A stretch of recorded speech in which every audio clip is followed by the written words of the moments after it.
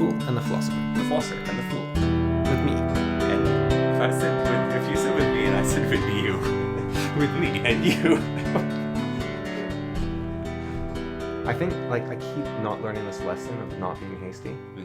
Like, last year it was, I have to get this book out now, I have to get the book out now. And my arms have been injured for a year. Yeah. And now it's like, oh, I gotta push you gotta suffer now so that the future's better. Yeah. But I've been thinking, I have this new take on life, right? Which is to be like an inch boom. No, it's, Don't be hasty now.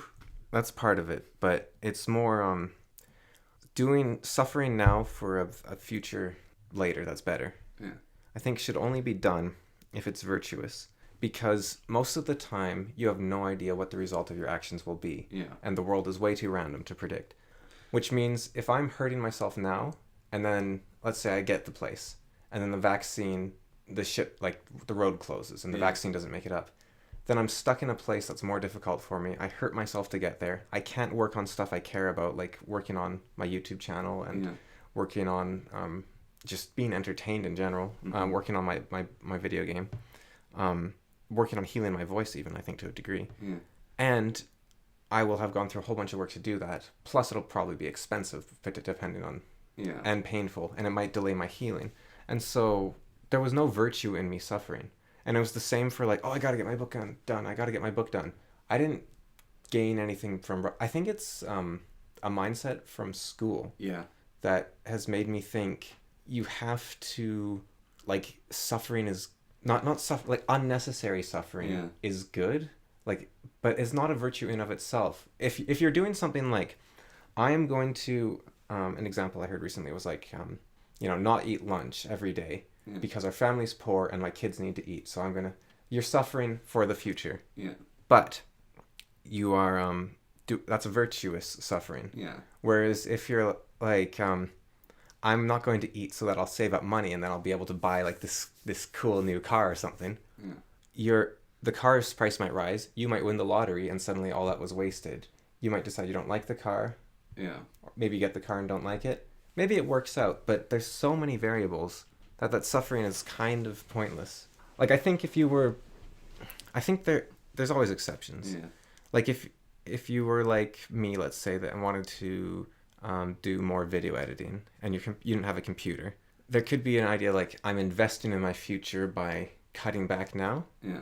But I think if you're hurting yourself, I think to invest in your future, avoid pleasure, don't seek pain. Yeah. So if I want to be able to afford a good computer, I should stop buying video games. I should stop buying books. But I shouldn't, not eat or something. Yeah. Because there could be we need a job for someone that can lift 60 pounds, but you're you've wasted away. So, right. So doing things. Yeah, well, I think you get it. In regard to the whole you don't know what your results your actions have.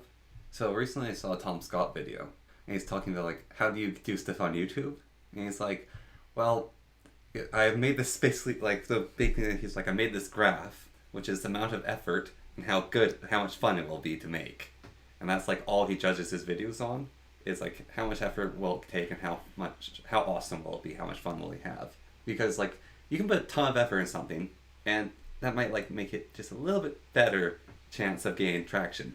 But the actual result is you probably won't gain traction at all with anything you do. That's fine. It's not even making it up. And so recently I was working a lot on I've been spending a lot of time basically worrying I want to get this done, I want to get it done, and I had trouble working on it. Eventually the last few days I just I'll just put my nose to the grindstone, get it done. And I made a video on how fast is Steve from Minecraft, and I put a lot of time into recording the information, doing the math, and making the video, doing all the editing, and I put it up and it's it's a game viewed, but it's not what I just wanted. But then so what, I made it on to the next thing. We finally got that done, and well, it's just you never know. It's I put a ton of work into it, whatever, and then something else, I might just make something, throw away, and put it up there. It'll get a ton of reception. That could happen. And so you don't really know the result of things. Yeah, so do it. Only choose pain if it's a virtue. Yeah. And you can avoid pleasure to gain something, but I don't think you should choose pain. I don't think you should seek out pain. And do things. That's why they do what you enjoy, because if you put like 1,000 hours into a video that doesn't do much at all, that's just where resentment comes from. Yeah. Like I was actually, this is ridiculous, but I woke up this morning angry at my friend who's willing to give me a place to stay because it took so long to work out the details with him that I hurt my throat. And so it was like, you jerk. And then it's, wait, no, I chose this. And I was the one going back and forth. Mm-hmm. And so it's not his fault in the slightest. And it was strange. So there's something I want to talk about, actually, sort of related to where that virtue video came from. Yeah. I don't know if you saw it. It was a video done by Sargon of Akkad and shadiversity. Yeah, I saw that. No, I saw it live. So that video I was working on, I was like, all right, I'm going to like just start working on this. And then I saw that. Okay, I'll do like back and forth. I'm like, I just fully watched what they were talking about because I think they had some very interesting things to talk about. So I hope for both of them that they achieve many more great things in their life. Yeah. But up to this point, I think that video is the most important thing either of them have done.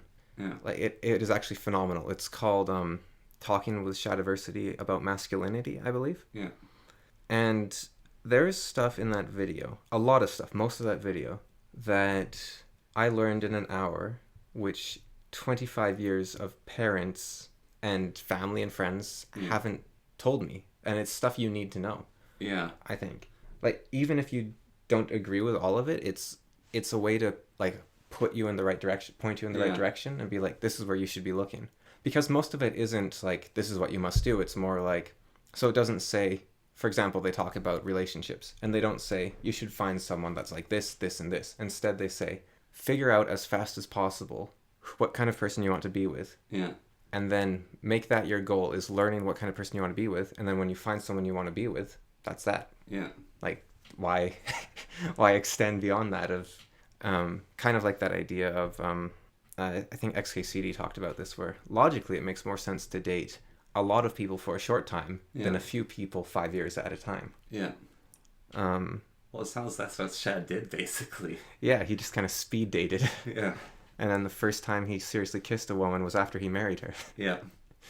And now the thing about him is his requirements for a marriage seem to be very simple, because he met like 3 or 4 criteria that he saw. There's some stuff you can't learn about a person until you've known them for a long time.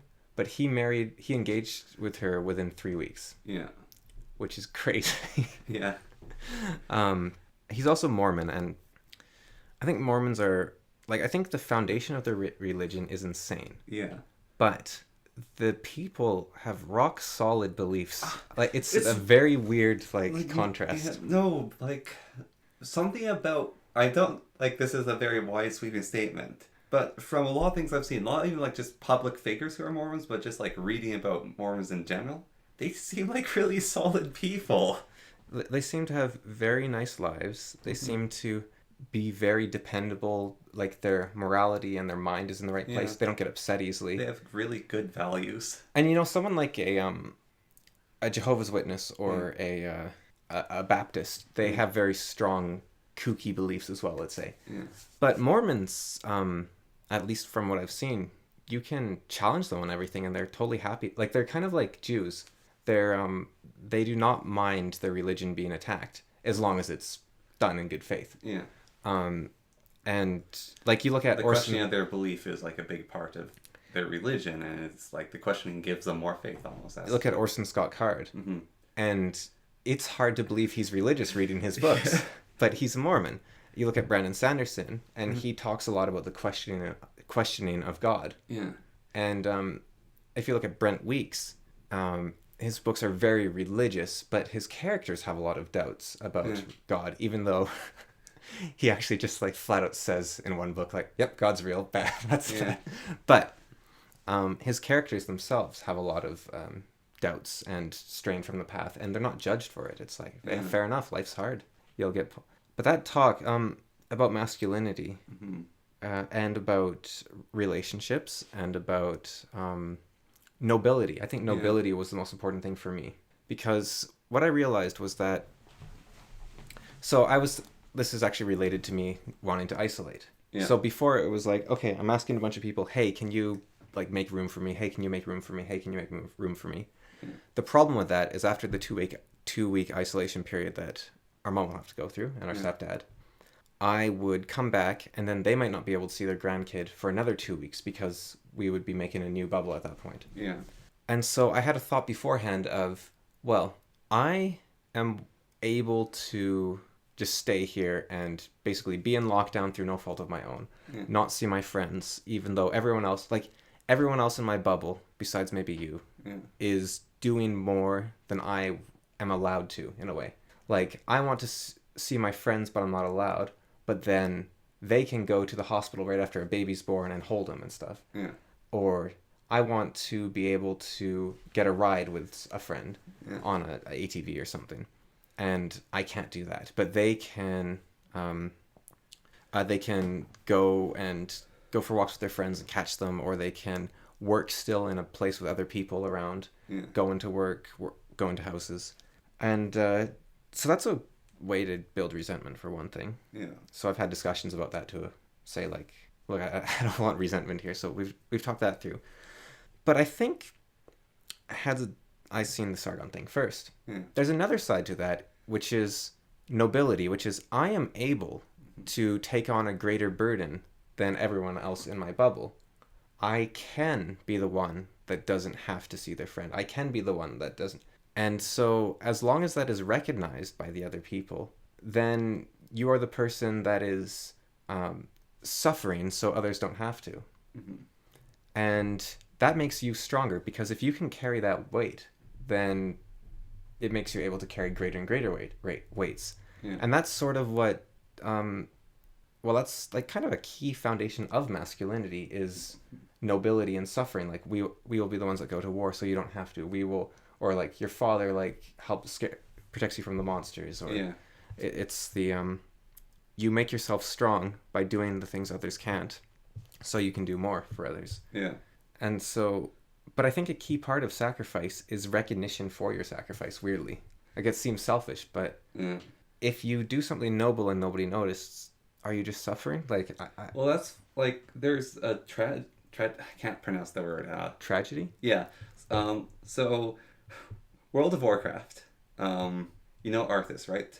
So, in the story where you, like, the quest, you finally defeat him, this guy has to take over the Frozen Throne, because if there's no one sitting on the Frozen Throne, then the undead will go wild and destroy the world. And his friend says to him, I will remember you, I'll let people know what you did. And he's like, no, you cannot let them. If they know that I am here, that will like make things even worse. So he has to like do the ultimate sacrifice, and no one can know. And it's like really tragic. The thing is, the audience knows. Yeah, the audience so it becomes knows. Noble. Yeah, it is noble, but it's like it's tragic for the sense of the world where this guy's like, no one can know this. It almost makes a belief in God necessary for true nobility, because you need an eternal judge. You need an omnipresent judge. As God's my witness, I do this, even if no one else will see it. Yeah, like Cromwell. Like, he's being vindicated historically. But at the time, I think he was probably a tyrant. Yeah, well, he admitted to being a tyrant. And, like, if you look at basically any other military takeover in the world, in history, the military, they're vilified. Yeah. And I think he probably deserves some of that too. But he is respected still to a degree. Venezuela is actually, I think, a weird one, because I believe they've had a lot of military coups, from what I understand. Yeah. Or is it Argentina I'm thinking of? Both have. What's the one that's money just kind of... I think it's Argentina. That was Venezuela. So money just disappeared. Okay, that's Venezuela? Yeah. Okay. Well, if it's them then, they've had a lot of military coups. But the military just seems to like... All right, and then they step back. That's and then they step true back. With a lot of military takeovers. I was talking to a friend about this. I was talking about, where is it? Hungary. And they actually had a padron for, I think, 50 years or longer, which is like every 10 years, there'd be a military takeover. And then it's like, all right, reset, let's do this again. And basically, He sort of explained to me, I looked into it a bit myself. So military takeover happens. The military doesn't want to be the leaders, though. They just want to be the military, but like we have to do something. The government's corrupt. And so then they're like, all right, you there. You're now going to be the politician. Don't mess up. And then that person gets into a position of absolute power because they're put there by the military. And so you can't really do elections because it's like put there by the military. In Hungary, they try to do elections and stuff and like sort of stabilizes for a bit, and then they have like another problem. They currently have a dictator. Yeah. Like, that's an emergency measures they have, which is you can become dictator. And he's done it before and given back power, so yeah, he's got a good track record, but yeah, it was little dodgy. It's basically you get appointed by people with absolute power, and so you have absolute power in your appointment, and then you abuse the absolute power, and so the people who actually have absolute power take it away from you, which is the military. And so that's why after a military coup, a lot of the time more military coups happen, because like, oh no, we messed up, you shouldn't be in charge. Okay, someone else is going to be, oh no, you shouldn't be in charge, someone else has to be in charge. So with that note of masculinity, now you might wonder, why in 25 years did my dad, or our dad, not teach me, I don't know about you, but to be a man in the way that I think he did give lessons, but he didn't he stated them in a sort of an undercurrent way that I didn't get, or that weren't enough, maybe. I'm not sure what it is exactly.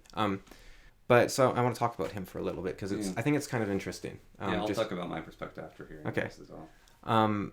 So he is like 6'2". Yeah. And he is, I think, the smartest person I know. Like, he is brilliant. Yeah. So basically in any other period in time, he'd be like a king or something. Like, he's one of the strongest people, well, in the world, probably. Yeah. Strong, like, I mean, he's probably not in the top million or whatever, but like, he's 90th percentile. 99th or something even. Like, he's broken local records. Yeah. Broken local records for strength. He's a master martial artist. Yeah. Second Dan black belt or something. I can't remember. Might be higher, might be lower, but I think it's at least second. Yeah. And he's very very intelligent, very strong. So basically he's like, I don't know, like Julius Caesar or something, like, you know, intelligent, physical, or like a Aristotle or a Socrates type. Like, he can do it all, sort of thing. So you think someone like him would be king of the world, like, you know, he'd be succeed at whatever he does, and he kind of does. Like, he is very successful a lot of the time. But I think for most of his life, he's been very lost. Like, I've talked to him about this, where he's not been sure how to act, and he's not felt sort of welcome or respected. Like, it's like he's not. It's like, this is what I can give to the world, but the world doesn't care, almost. Yeah. And so a year or two ago, he started a men's group. Yeah. And maybe just last year. It was recent. It was just last year he started. He was doing the training for about 3 years. So he's doing training for 3 years. Then just this last winter, he basically read the top self-help book for men, which is Nowhere Mr. Nice Guy. Well, if you go by sales, it's 12 Rules for Life. Yeah, but one of the top, I guess. And so he read that, and then he went through the training, basically started one of those groups, and he started up one of those groups, and that's like the one that's really moved him forwards. So he started this self-help, not the self-help group, a men's group, for men to get together and talk to each other, basically. Yeah. And so I don't know, like, I know a bit about how they run, and I wouldn't run it that way if I had it, I don't think, but that's besides the point. The point is that he, within the last month, has founded a second men's group. Yeah. Because this one filled up so fast they didn't have enough space.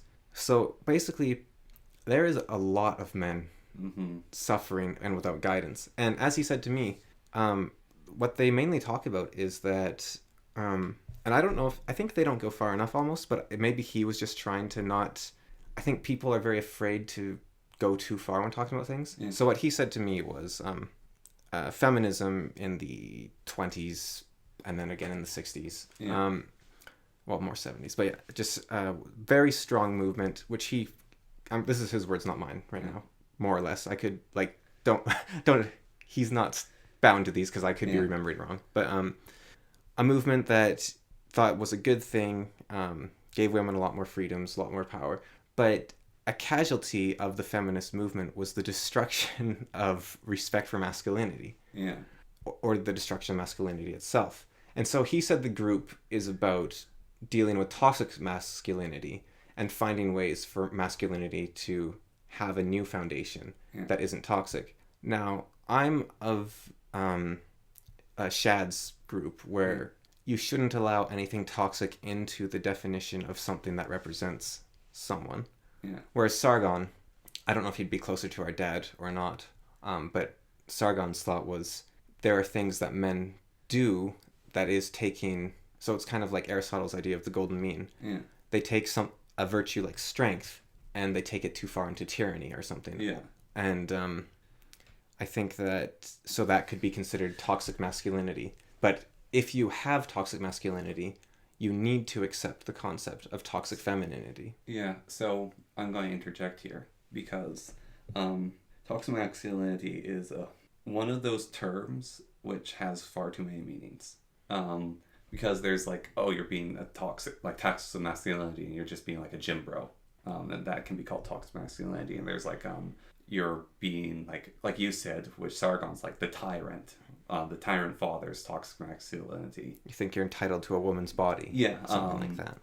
There is being like manipulative with like I'm the provider. That's toxic masculinity. So toxic masculinity from Nor Mr. Nice Guy is nice guys. Being a nice guy is toxic masculinity. Right. I would say they're not men. I'd say they're cowards.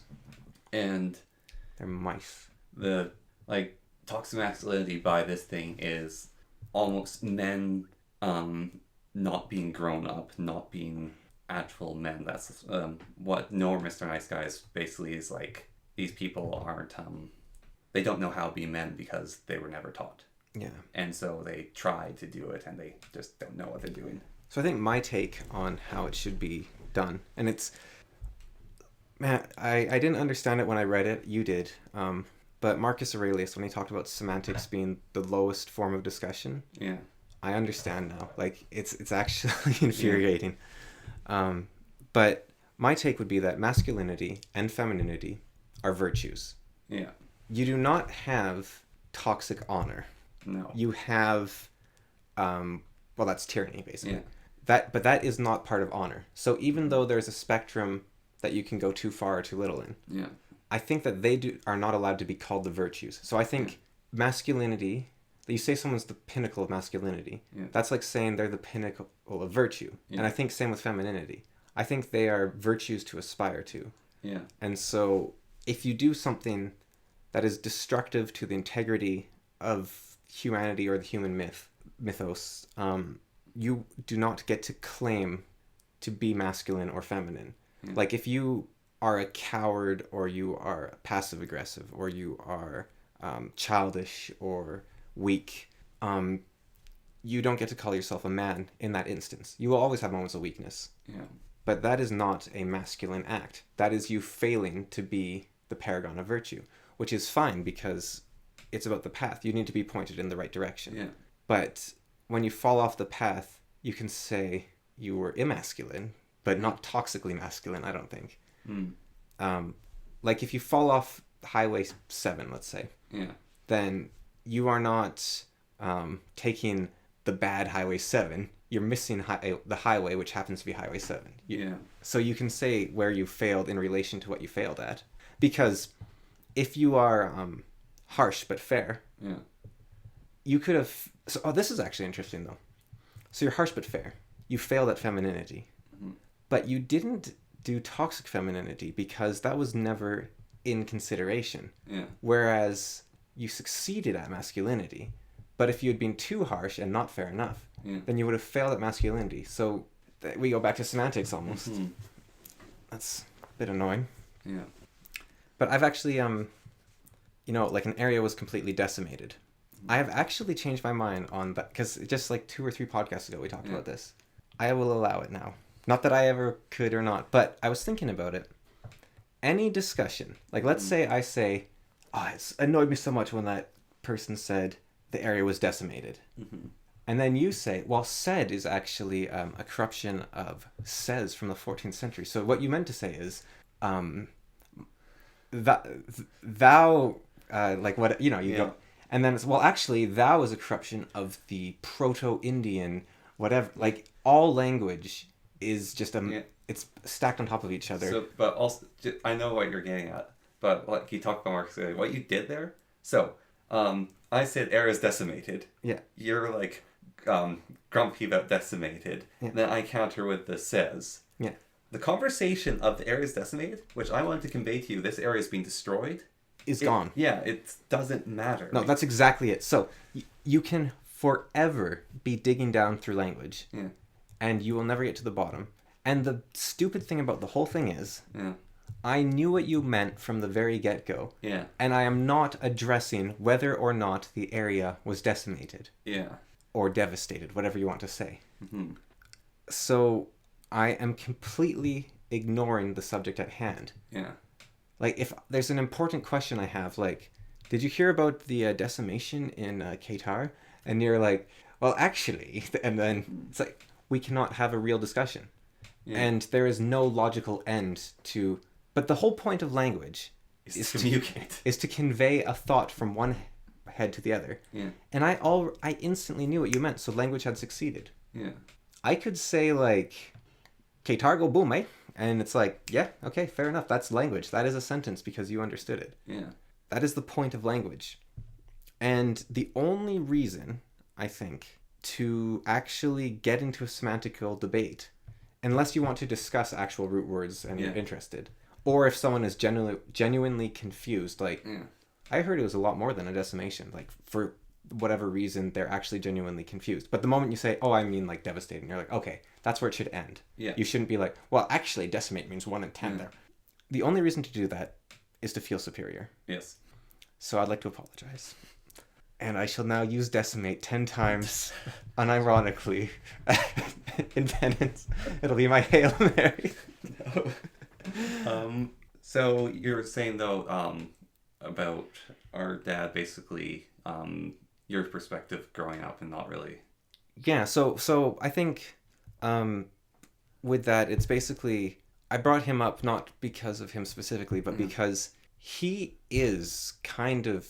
Or he has the opportunity to very easily be one of these paragons of manliness or whatever. Yeah. Like, very smart, very creative, very, like, strong, large. But he also has, like, he tries to learn, like, about philosophy and about self-improvement. And I think he actually, I'm not sure, but I think for a long time he was looking for an answer. And so he was sort of, like, just, like, gluttonously consuming self-improvement almost. So I guess I could give my perspective on this now. Okay. So this is without criticism towards him. So if you're watching, Dad, I love you. Yeah. It's more of a case study. Yeah. So that sounds worse. I'm 4 years younger than you? Yeah, 3 3/4. Yeah. So we'll go with 4. Yeah. Years younger than you. So one of the things about that is that you're the older brother. Yeah. And it's just an unfortunate fact of reality that the older brother takes the brunt, the eldest sibling, especially the oldest brother, takes the brunt of everything that affects children. And they're basically the shield for the younger siblings. And I think they teach them a lot of this, like, because you basically live in the same world. Yeah. So you teach them where you failed. Yeah. Like, an older friend isn't living in the exact same world as you, but a sibling kind of is. Yeah. So... with that, our growing up, I looked basically to about 4 people of how to be a man. One of them was you, because you're my older brother. I am 8. You are 4. This is what you shall do. It's just another thing. Younger siblings, a lot of time get infatuated with their eldest sibling. Yeah. So I looked to a teacher we both mutually had. However, you having that teacher first and you telling me about him made him a lot bigger in my mind of what person he was. And then he led up to that expectation. So it's like a very just big thing. There's our dad.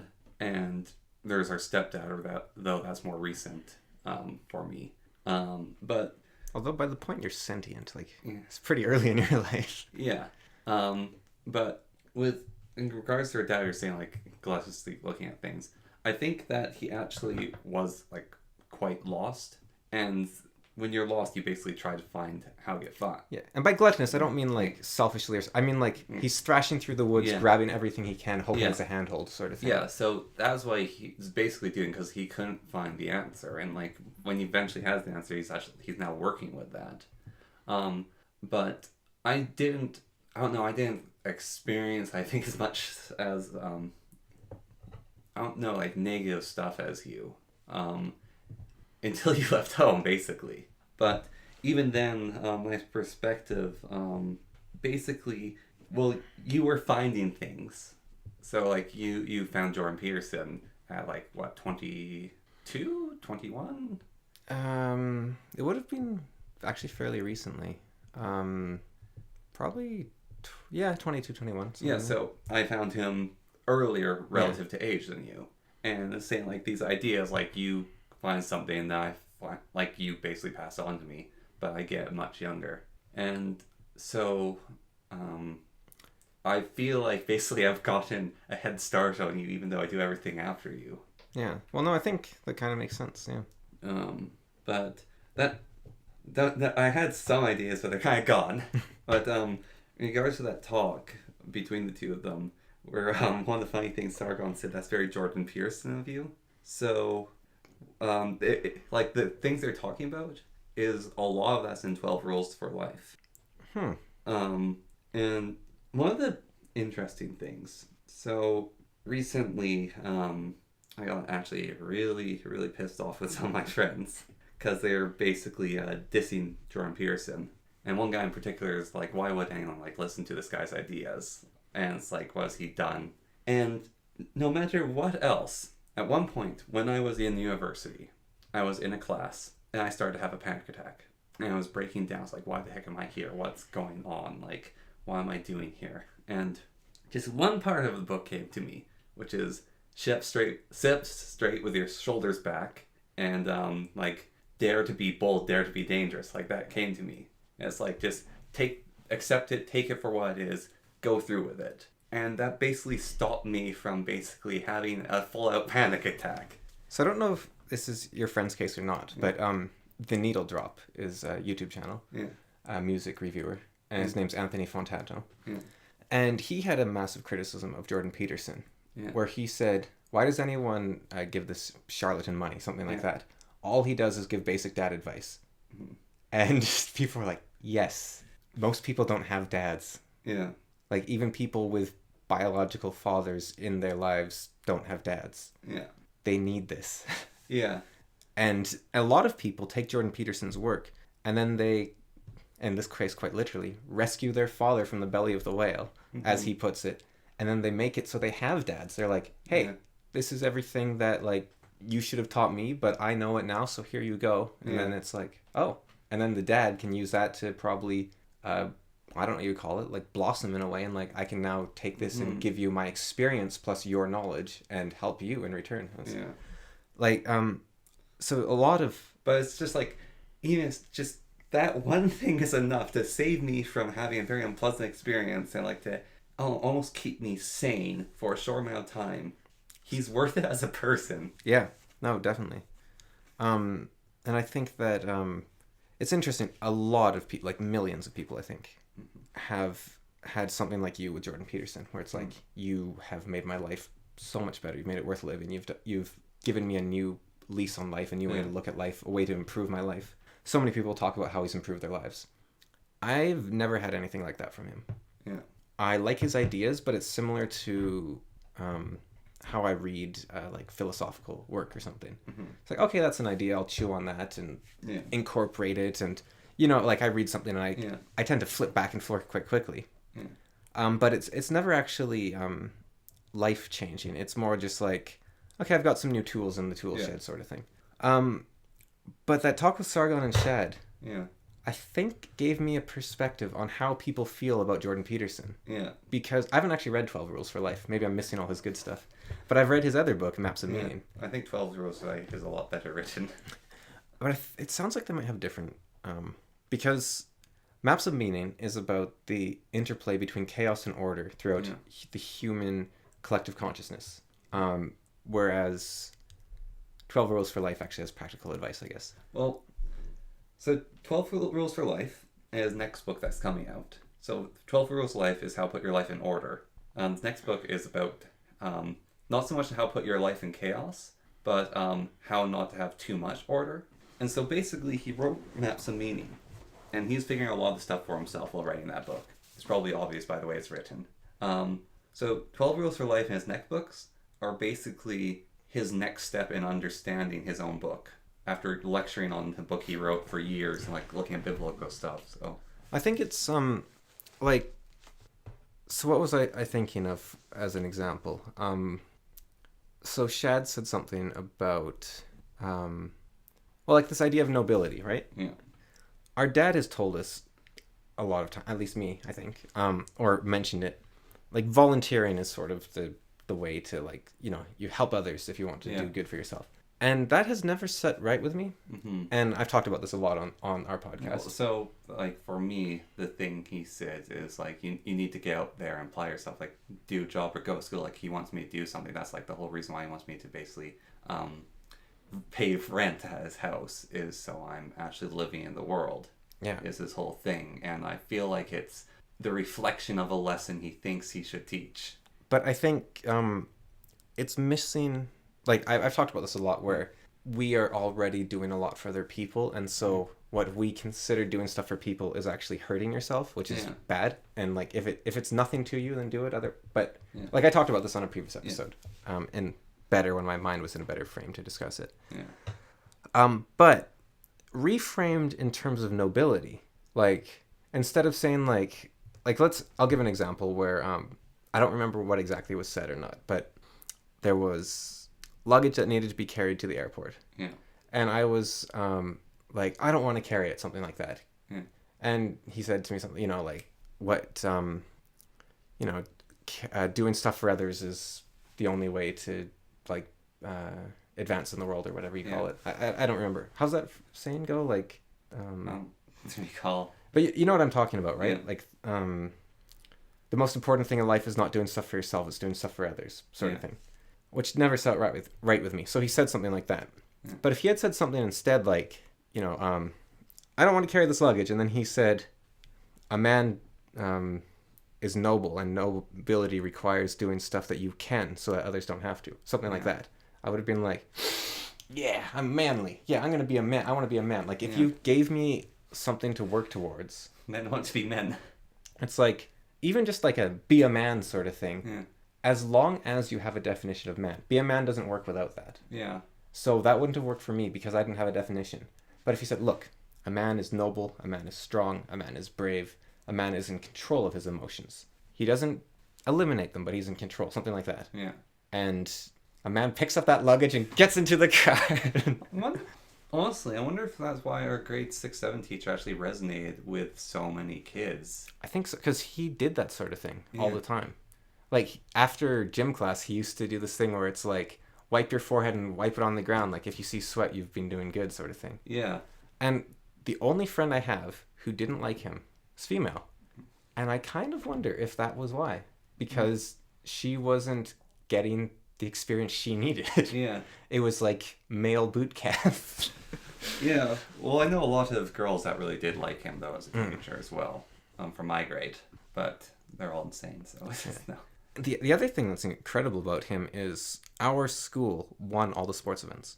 And I don't... Like, we were smaller on average than other schools because there was a lot less hormones in our school because we ate wild meat instead of, like... Yeah. I think that's basically it. Wild meat versus domesticated meat. So people were, like, 3/4 the size of the other schools. But we won all the sports events. And...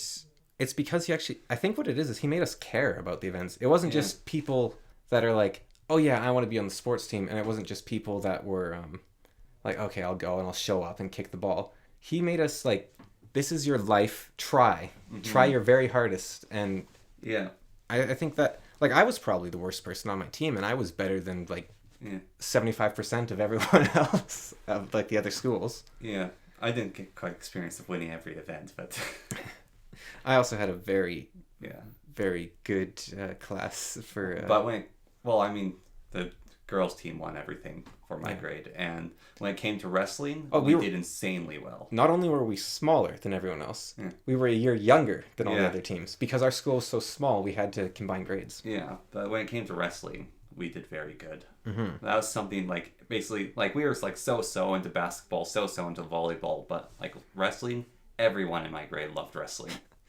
And, I think that... Now, I have a theory about why masculinity was destroyed.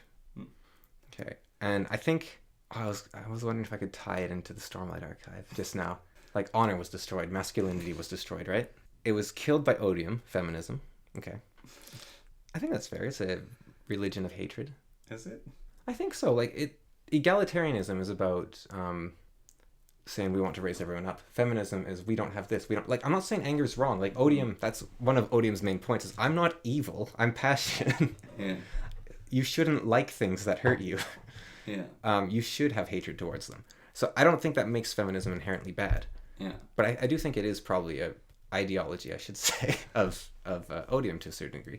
But no, I think what happened is actually, and maybe I'm way off base here, but can you name a female role model? Like, men have Jordan Peterson. Yeah.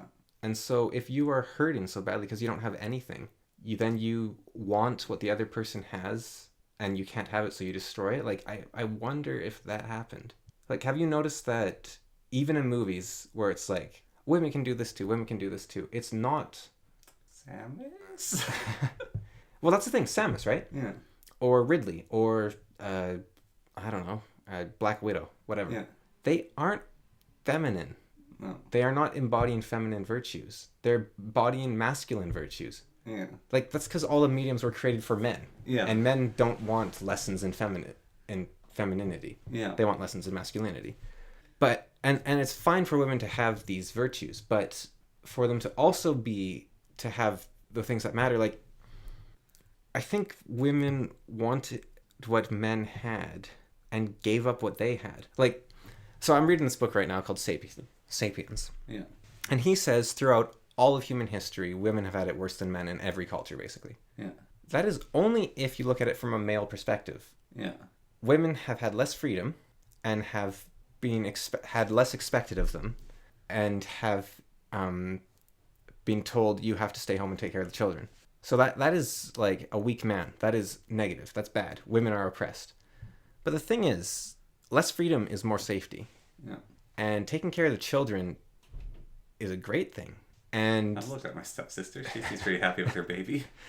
And, being provided for sounds pretty awesome. Like, if you want freedom, you give up safety. It's dangerous to be free. Mm. And if dangerous to go alone. Here, take this. So what that is being armed with the tools to be free, but you are still going into danger. Yeah. In Legend of Zelda.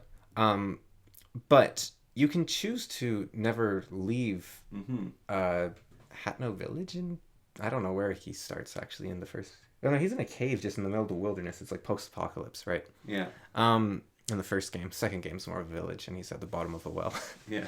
Or third game, I guess. You do start on a village in the first game. Maybe. Anyways, we have made being a caretaker bad. Yeah. And I think it's not at all. Like, it's not a it's not a masculine virtue, but it's a feminine virtue. And so when you're saying, like, why are you putting women down? You're empowering them. Like, throughout history, I think and I wonder, what was I thinking? The scythe, right? That is a very clear point in history. Yeah. Where women suddenly couldn't contribute like they have been throughout history. Yeah. Because agricultural society in the first place is kind of messed up. Like, you go from hunter-gatherers to farming. Farming is a lot more intensive on your body. And all of this... also way more efficient. Kind of. Yeah. I'm actually... Sapiens, one thing it does bring up is the idea that back injuries and disc injuries and arthritis didn't start until agriculture. Starvation didn't really start until agriculture. Like, basically, agriculture is the worst thing that ever happened to humans, but it is the only thing that could sustain more of us. Well, yeah, it's weird, just because from the study that I did, it was like a really history class, which is this was with the scythe, and it's like a man could like basically do all the farming he needed to do in 4 weeks, and that would feed him and his family. Yeah. And then they had free time, and free time is what made civilization. Yeah, but it was at a cost of less stress and less of a life bodies were designed for. Like, people were breaking their bodies, and they were eating far less nutritionally. Yeah. Like, I think only now are we starting to go back to the nutrition levels we had like 10,000 years ago. Yeah, I can see that. And I think that's like, we've basically been trapped in this like horribly depressed and injured society since the first person was like, I'd rather just sit down and like grow some grass. There's something interesting, which is, I can't remember who said this, but people shouldn't have bad skin. And I was actually reading, so there's actually a acne research society. Yeah. And they've compiled a whole bunch of stuff on this. There are still places, though they're dwindling, in the world where they have zero acne, basically. Yeah, or it's like people shouldn't have bad skin. People shouldn't have constant colds. And what was the third one? The third one was something, I think, to do with like muscle problems. Like, people shouldn't have nearly as much inflammation as they do. But yeah, so they eliminated a bunch of factors, and the only two they could see that were like causing it were stress and diet. Yeah. That were causing like skin problems. Yeah, that's basically like the main thing was like if you have skin problems, there's something wrong with you. It's like one of the first tells. Your body's trying to purge itself and it's reacting weirdly. So the scythe, it's heavy. Yeah. It's hard work to use. Like you said, man could feed his family in 4 weeks. Yeah. But that meant the woman couldn't help. Yeah. Or it would be a waste of energy for them to help. Yeah. And that, I think, might have been the point where women suddenly had to go like, wait, what's my role now? Because we used to be partners, and now I'm just supposed to sit here? That doesn't make sense. And I think, like, you see throughout history still, women become, like, until, the 70s? Women were the ones in charge of finance. Yeah. So you want, tax information? Women knew how to do it. Men, not so much. Yeah. So it's been a partnership all throughout history. But yeah, we don't know what, like, you say, it's not, like, you say something like, let's say you say men are stronger, and most people will be like, yeah, okay, but some people won't like that. Yeah. And a lot of people won't like that, but they'll be like, yeah, that's true. On average. Yeah. But overwhelmingly on average. Like, but it's still something. If you said something, this isn't actually true, like, men are smarter than women. Yeah. On average, which they're not. They're about equally the same. Yeah. However, there are a lot more male geniuses. This is true. Yeah. By our current methods of testing for that. But let's say it is true no matter what methods you use. Men are more likely to be geniuses. Well, they're not actually, but there are more male geniuses. Yeah. See, statistics are hard to relay to people because... statistics are, we've talked about this before, they're very polarizing, or they, not even polarized, they can just... They mislead like nothing else because they're factually true, and so you can mislead with them like... Yeah. Like, wasn't it George Bush that said... Or was it him that said there's lies, damn lies, and then there's statistics? Yeah. Like, it's true. No. But George Bush said a lot of silly stuff, but I also said actually quite a few good things. But so how it works is you have a bell curve. Women are basically all average intelligence. Yeah. To oversimplify. Men, it's basically like a line. Like this is vastly basically, if you're playing D&D, women roll 3d6 for stats. Men roll a d20. Yeah. Women can't get a 20, but they can't get a 1 or a 2. Yeah. They can't get a 19 or a 20, but they can't get a 1 or a 2. And they're much more likely to get an 11 or a 10 or a 9. Whereas men, it's equal for every chance. Vastly oversimplified, but that's how it is. Roughly. So even if you said men are more intelligent than women, let's say on average, that doesn't make women less than men. You just have to look in different areas. Women have better immune systems. Yeah. They have steadier hands. So, for example, needlework, sharpshooting. Yeah. They're better at that sort of thing, on average. And there's this little thing that kind of trumps... If men were like 10 times as strong as women, lived 10 times as long, were 10 times faster, 10 times smarter, it would pale in comparison to the ability to create life. Yeah, no, that's one of the things that Sargon said, which is like, women are a heck of a lot better at giving birth than men. They're like, men can't even compete. Yeah. Like, a woman can compete in a male sprint race. Like, you pick up any woman, like you pick up like a toddler, like a female toddler. Yeah. She can go in a race against Usain Bolt. Yeah. She will lose, but she can be in second place. Yeah. A man can't even be in second place for giving birth. Mm-hmm. Not yet. Technology. But at the same time, there might be technologies that allow different bone structures for women or something. Yeah. Who knows? That sounds complicated, but possible. But I think that the weird thing about feminism and that movement is basically everything they say. If men had been the ones to complain first, they could have gotten away with it equally. Like, women can't vote. I don't want the responsibility of voting.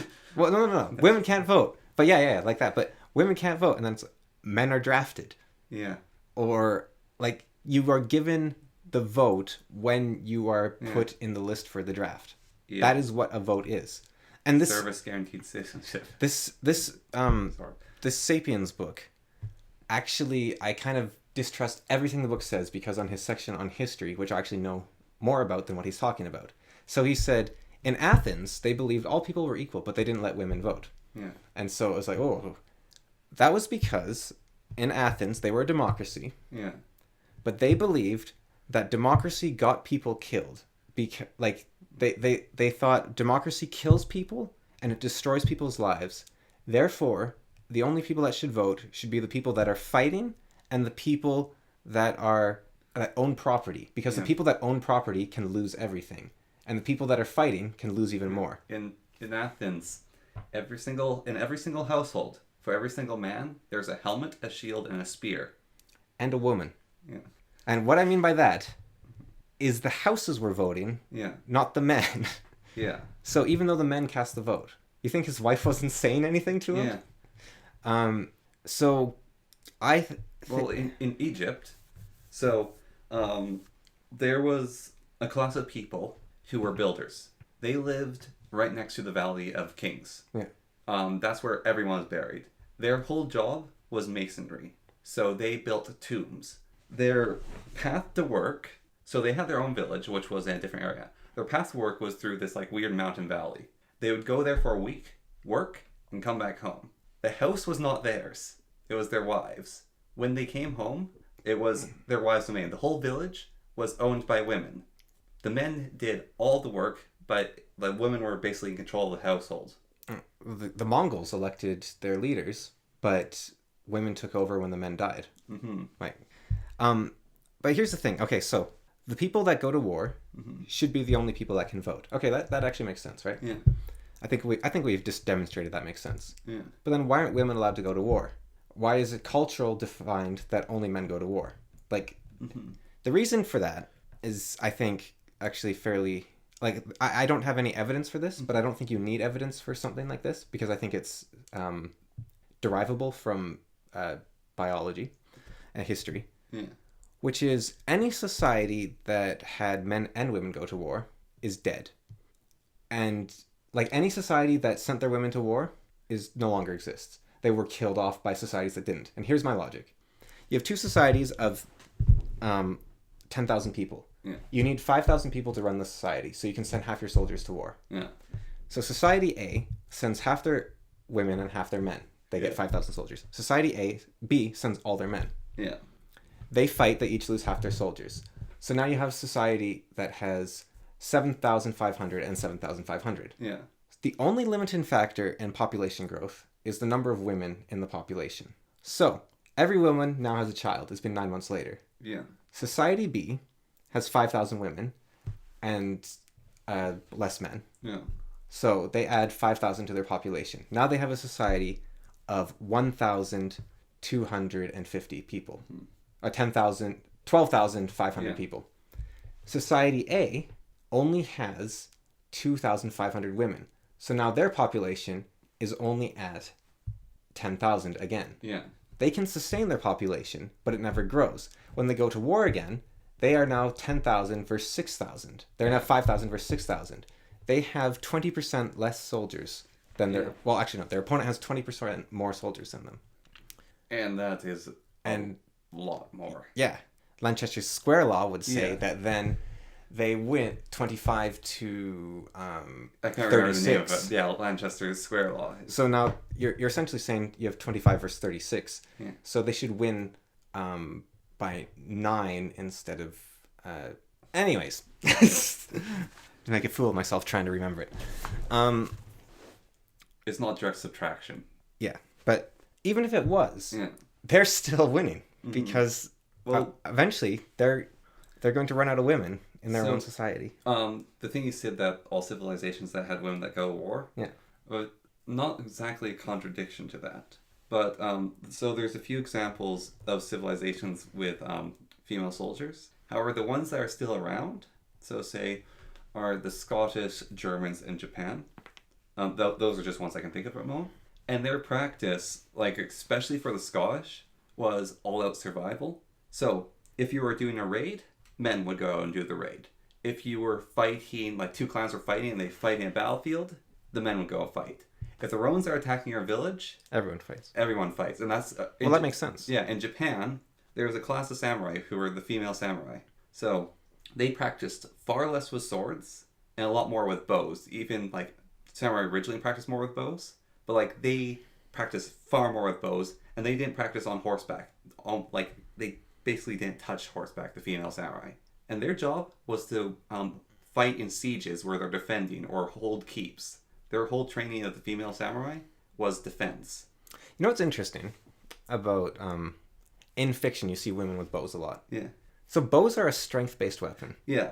Whereas a longsword is a leverage-based weapon. Yeah. Like, I can swing a longsword fast enough to kill someone.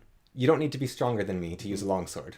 Well, I think it comes from, though, probably the reason in Japan why the women trained with bows is they were on walls. Yeah, that makes sense. But I think also, you're a lot safer if you're an archer. Yeah. Unless people get into your back line and then you're doomed.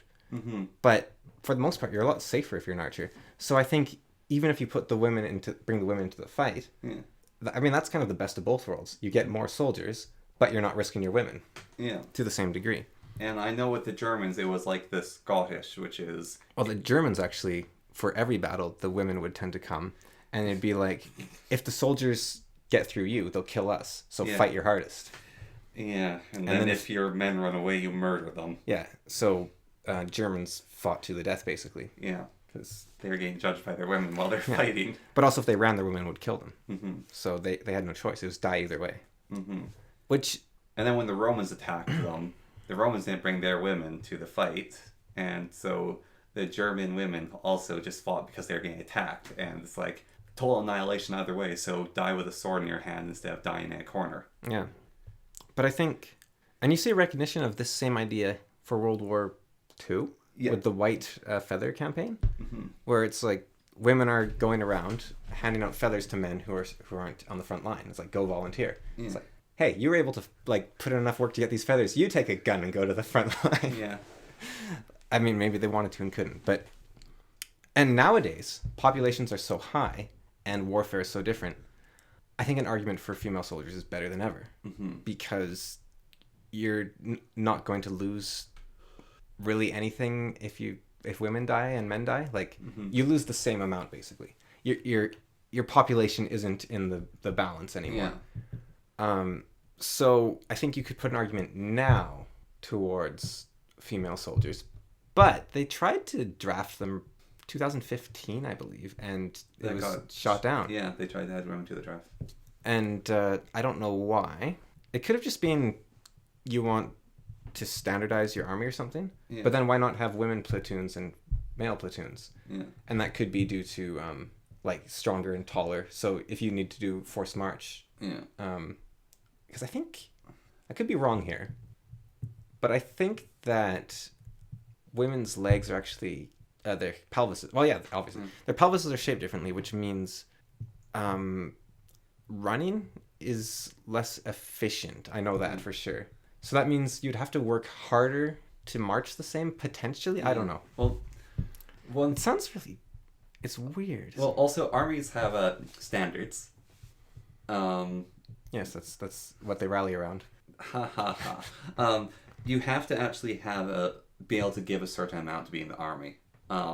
And far more. It's just statistically like far more men sign up to be in the army, like without the draft. But also, far more men get in statistically than women. So you could be wasting the recruiter's time with a draft of women, maybe, or something.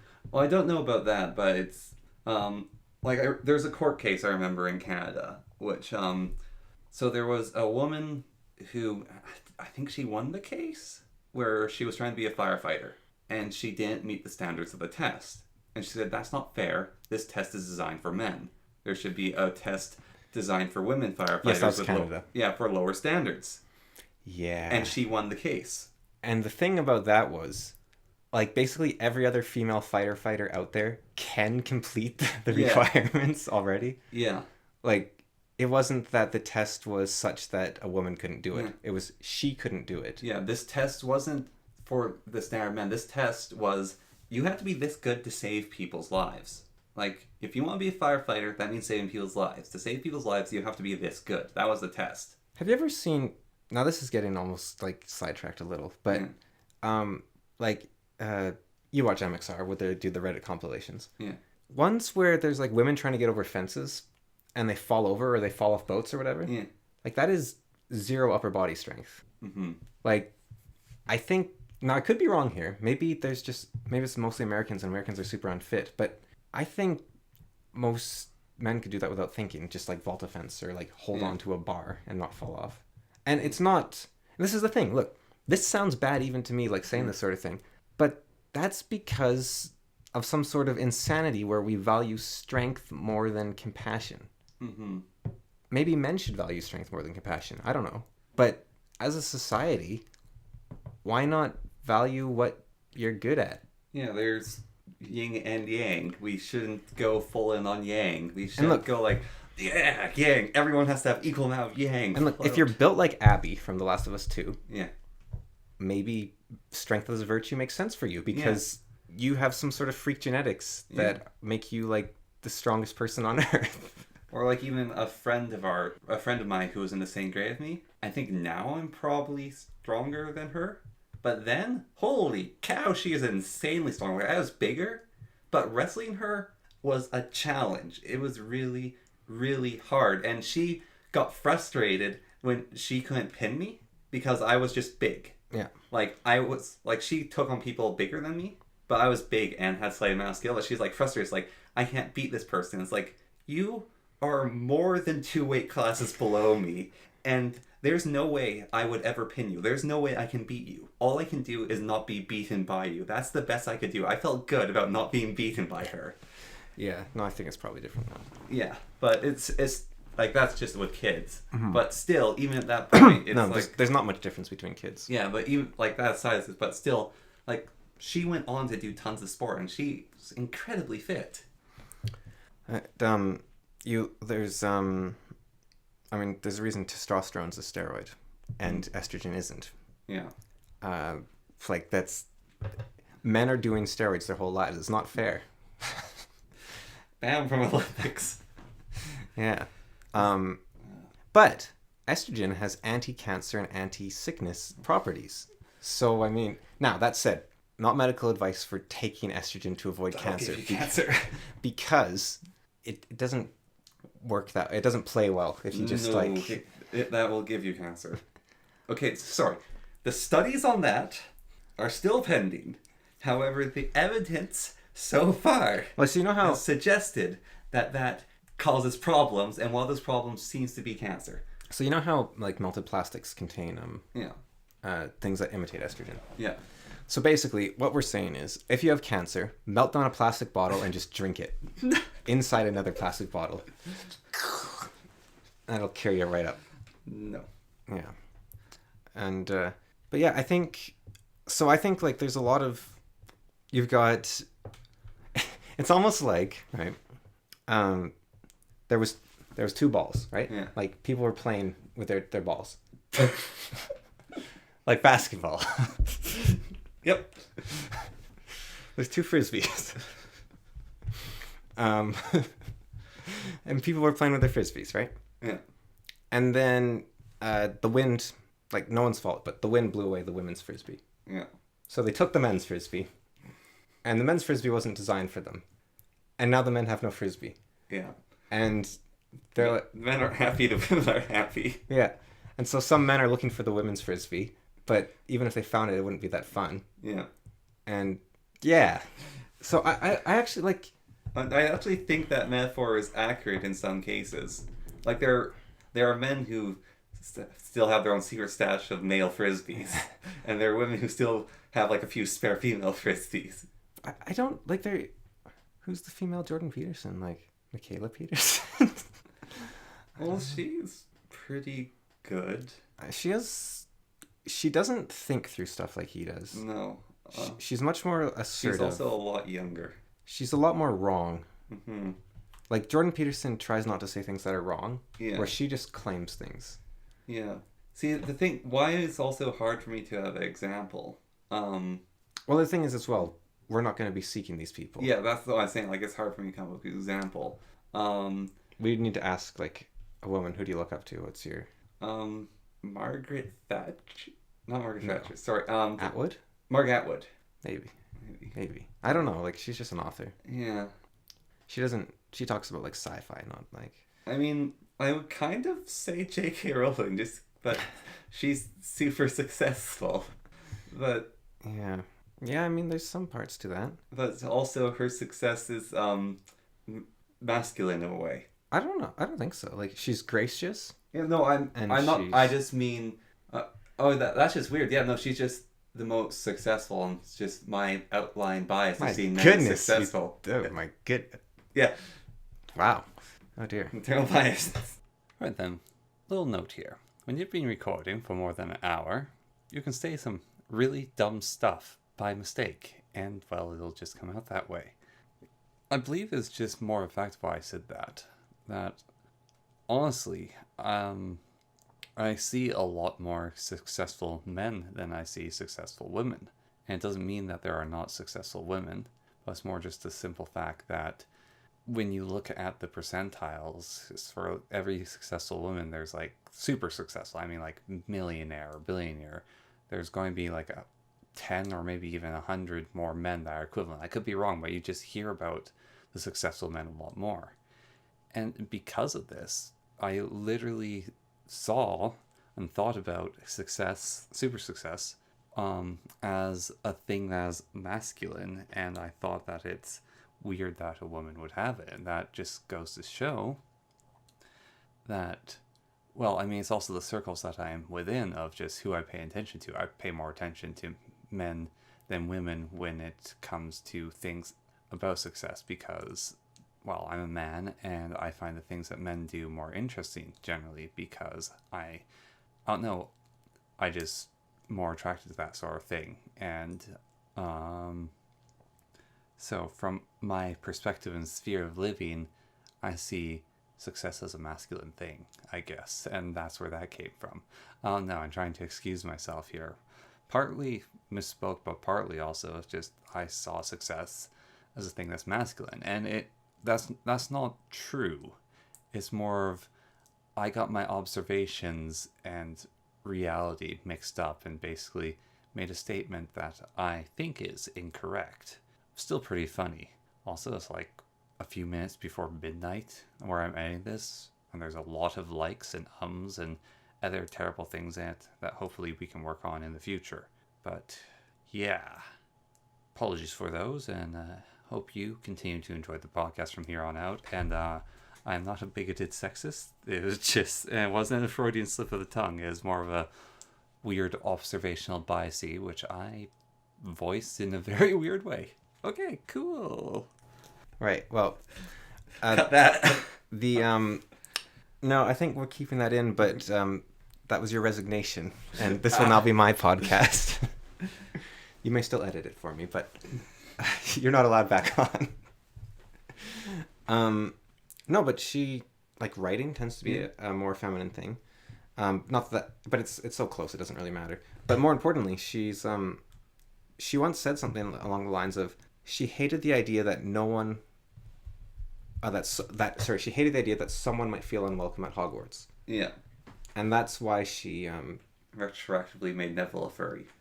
No, well, that's why she said she loves Black Hermione, basically. Yeah. Because but I think people might be racist by nature. I don't know. Like I argue against it so much, right? Yeah. But then, or maybe I'm obviously sexist by nature. Okay, maybe never mind. I think some people are racist by nature. I think the people that are racist by nature are the people that are anti-racist types, because they're the ones saying things like, you need a black person to feel represented in a work of fiction. Like, the only person you can identify with is someone with the same skin color as you. Brandon Sanderson... I'm not a left-handed midget with elf ears. So Stormlight Archive, right? Yeah. I think Brandon Sanderson's pointing this out, but maybe not in the way I'm seeing it. But eye color is, like, the determining factor for, like, division. Yeah. Which is the stupidest thing ever. Like. Yeah. But so's skin color. Yeah. So, like, look, if I does Harry have green eyes? Like, he's a white male like myself, but I have nothing in common with him because we have different eye colors. Yeah, and different hair colors. You're blonde. He's black hair. Yeah. You're closer to Malfoy than Harry. Yeah. Actually, I think Malfoy has gray eyes as well. Yeah. Yeah. I'm like I am Malfoy. Except you wear glasses. So. Yeah. He probably has contacts. Wizard contacts. Why do any wizards wear glasses? Can't they, like... it's the same reason why Hermione's teeth aren't straight. And they poop on the floor? No.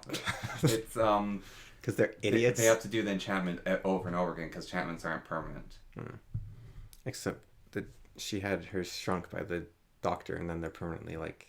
Yeah, she had a different enchantment done, but like her hair is really frizzy, and then she could use enchantment and make it straight, but then it went back to frizzy. Aren't those in the same book? Yeah. So the permanent tooth thing is in the same thing where they point out that it's really hard to change your... Yeah, magic's illogical. So hair is more resilient than teeth. Yep. Wow. And they're both made of keratin. Yeah. Something. Maybe. What was I talking about even? Oh yeah. It's just plain racist to say you need someone's skin color to, like... That is... Penny Arcade tried to do this with, like, his daughter was super happy there's a redhead in the game he was playing, and he's like, see, representation matters. It's like, wow, your daughter's petty. Yeah. Like, what a dumb little girl that she cares about their hair color. Like, don't you... People watched Avatar, and they liked it, with all the Na'vi. Like, they're blue.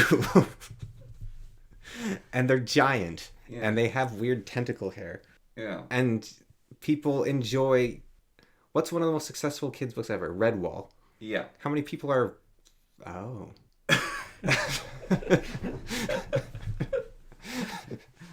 Well, I stand corrected. Well then. It all makes sense now. No, but even then, like, there's, like, a lot of my favorite characters. Superman is white. Yeah. But he's also an alien. Yeah, he's Kryptonian. And, like, Superman's, 6'4"? Something, like, he's a giant, actually. I had this weird thought. Like, height's a big thing, actually. Like, height is a very big thing for people. And it's like, I don't need everyone to be 6 feet tall for me to like them. Like, I'm fine with people being shorter than me and characters being tall. I can relate with them there. Sometimes I don't want to relate with the characters. Sometimes I just like, oh, they're really cool. I like the story of this character. Like, I don't want to be Samus. I don't want to be a psychopathic bounty hunter. But still, Obsessed with babies. Yeah. Shut up. It's wrong. She likes little animals, and that's it. I had this really weird thought, okay? Superman is a bad superhero design. That's not a weird thought. No. I think Superman should be replaced. Like, if I could go back to the beginning, I don't think he should be replaced. Yeah. But if I was designing them from the ground up, I would replace Superman with Wonder Woman, but Wonder Woman would have all of Superman's powers. So basically, instead of a man, he'd be a woman. Mm. And Batman would be the man. Still, Batman would be the same. Okay. So then they could kiss. No. The reason is that I think that, and I could be wrong here, but from what I've seen, masculine virtue is achievement. So Batman fits that perfectly. He is the guy you look up to, like he put in the work and he got there. I think feminine virtue is acceptance and embracing. So someone who's already, like you're saying, I am already all I need to be. And I think that, like Superman, like he doesn't have to try. Okay, I'm going to disagree with you here. Okay. Because you talked about the scale, right? So, Batman, right? It starts, like he's achieving. So he starts down, like on the scale of masculinity. Yeah. And he's trying to get to the golden mean, or whatever. No, he doesn't start down on the scale. No, sorry, but Batman, so there's like this point, right? Let's say. Okay. So we got a scale, right? Yeah. And there's this point. And so No, why is there a scale? for my example. I don't understand why you need a scale. Okay, I'll go with it for now. Anyways, so Batman is moving towards the scale this way. Okay. Superman is a god. Yeah. He's moving towards being a man from the other direction. Like the tyrant. Right. Like Superman is so easily the tyrant. Like he almost can't help but be it. Right. So he is showing the compassionate side of masculinity, whereas Yeah. Batman is showing the achievement side. Yeah. Superman is Superman's the king, Batman is the soldier. Yeah. Yeah. Okay. So they show different sides of it. Yeah. Right. But if you have to have two flagship characters, Yeah. and you want to design for men and women, then Superman should be the woman. How about that? Okay, but Superman and Batman are both men, and Wonder Woman is Wonder Woman. Right. But then you need an opposite of Wonder Woman, Zatanna, because she uses her knowledge to guide others.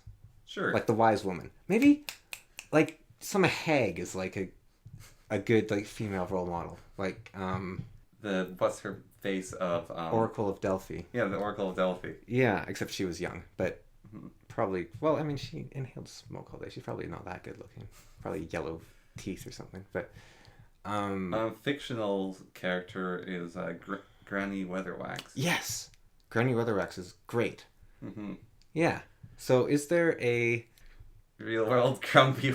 I mean, like our Oma. Yeah. Well, so that's the thing. I think the idea is having when I said like J.K. Rowling's achievement, or whatever, when I said masculine. Yeah. What I was trying to get at is the like success at femininity is a lot less, not big, but like sparkly. I don't know. It's Men are sparkly. yes. Women hide in the shadows.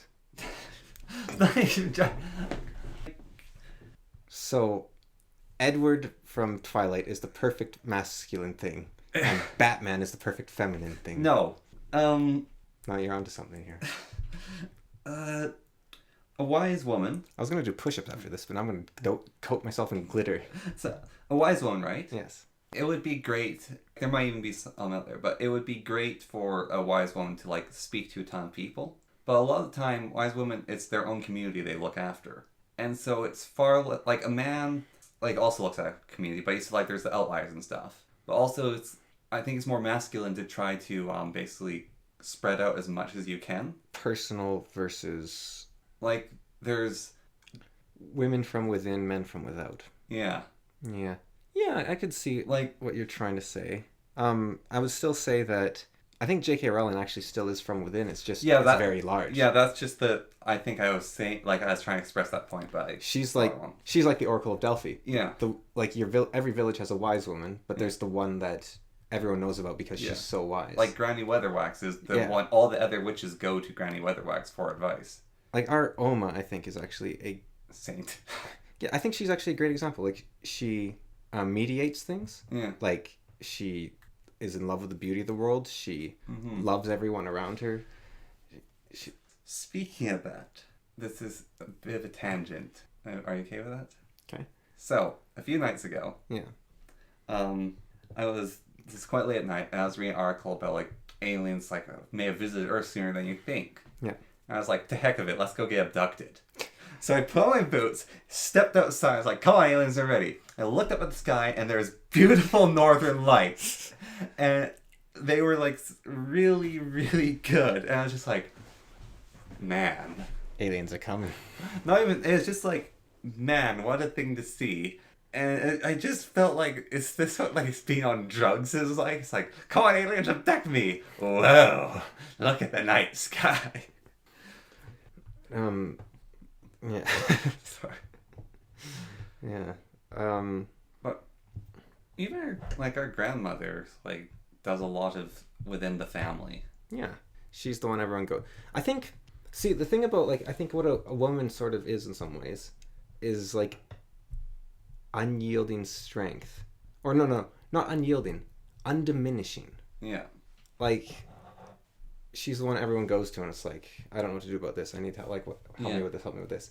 And that would destroy, I think, most men, because it's like, I can't solve all these problems. Yeah. But it's more like, is Jesus a feminine role model? I think he's masculine and feminine.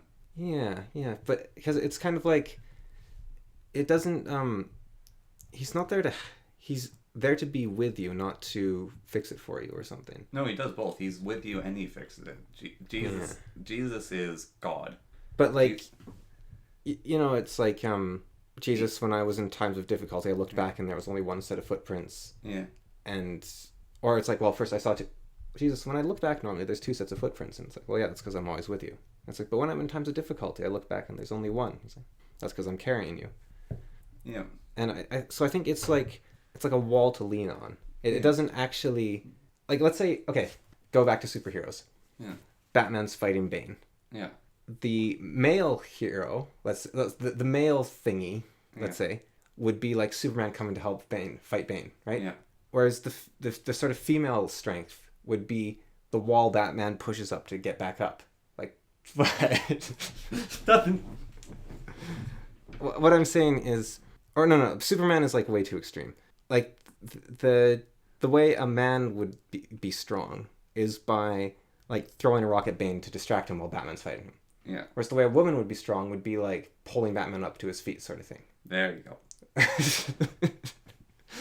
It's like you still have to do this for yourself. Yeah. But like the person throwing the rock is hurting Bane. Yeah. Whereas the woman's like, you can do this. Yeah. So it's like support. Yeah. Jesus, though, he gets you back up on your feet, and then he shows you the way. Mm. So he gets you on your feet, and then he shows you the way. And even showing the way is a masculine thing. So Jesus is both. I think, like most actual like wise women, like shamans, basically, I think would embody both. Yeah. I think most people should seek. It's hard enough to achieve one. Yeah. And I think you have to give up something to embody both. Yeah. Probably why like the whole idea of monks not being allowed to marry. Yeah. Because I think they probably are like an embodiment of both. Yeah. Because it's too much in some ways for most people. So if you can achieve one, that's great. But if you achieve both, then you're like a shaman or a wise man or something, probably. Yeah. Or a wise woman or a nun or a. Yeah. Because I think like a nun can also teach you how to be a man, sort of thing, or like it's something that isn't. It's weird though, because we're in a point in society where there's a lot of reasons for why we did everything. Yeah. And we can ignore most of those reasons now. Yeah. So we can't ignore the reasons. However, we did things for a reason in the first place. And we did them the way we did them for a reason. And so changing things... And our foresight is poor. Yeah. Basically, we've built a house over thousands of years. And we look at this house and we're like, we can do way more with this house now. Like, we can install plumbing now. We can get some lights going on in here. Like, it's like, we can upgrade this thing, get some heating going on. We can do this way better. Let's redesign this house. I got my sledgehammer. Let's take down this wall. I forgot why we built it in the first place, but it's coming down because we have to put something here. Oh, is that a load-bearing support? Or, I don't know, we're going to get rid of it because it's in the way. And this is what Jordan Peterson talks about a lot with his hero going out into the wilderness. You have to know why you built the walls around your city before you can leave them. Yeah. But once you do, then you can expand the city. And so I think these are things that should be looked at and potentially changed now that they serve their purpose. But discarding them wholesale is arrogant because our foresight is poor. And I think experimenting is fine. Like in the States, actually, they had that defund the police thing, which I was like, that's a really interesting idea. I don't want to be the test subject, but I'm glad someone is. Yeah. And it really didn't work. It turned out not to work, at least the way they tried it. Maybe it works a different way. But they are like, okay, that didn't work. Yeah. It really didn't work. So now we know. And so I think we have to do those experiments. Yeah. But to silence pushback against these things, to decry it as racist or sexist, or especially sexist, because that's what we're talking about. Yeah. Or say like, oh, men are oppressing women. I don't think, like, men oppressing women is kind of a crazy idea, I think. Like, what you can say is, maybe women should be allowed to enter the workforce. Yeah. Be allowed. Maybe women should enter the workforce. Maybe this should be allowed. I don't allow it, but this is once. Don't get used to it. It's World War II right now. Don't get used to it. But then it turns out, hey, this worked. But it wasn't that, we're oppressing them and that's not the right way to frame it, because, and if a man says, maybe this isn't working for whatever reason, or a woman says, maybe, if a person says, maybe this isn't working, maybe we need someone at home to take care of the children, because children's lives are miserable right now. They don't have any guidance. They don't have anyone that loves them. They're at school relying on teachers for support. Yeah. And everyone's stressed because you get home and then you have to do like 4 hours of taking care of the place each, and it's not working. Maybe say, okay, someone needs to stay home. And so even just suggesting, like, you should be able to suggest that idea. Yeah. Like, maybe traditional caretaker roles should happen again.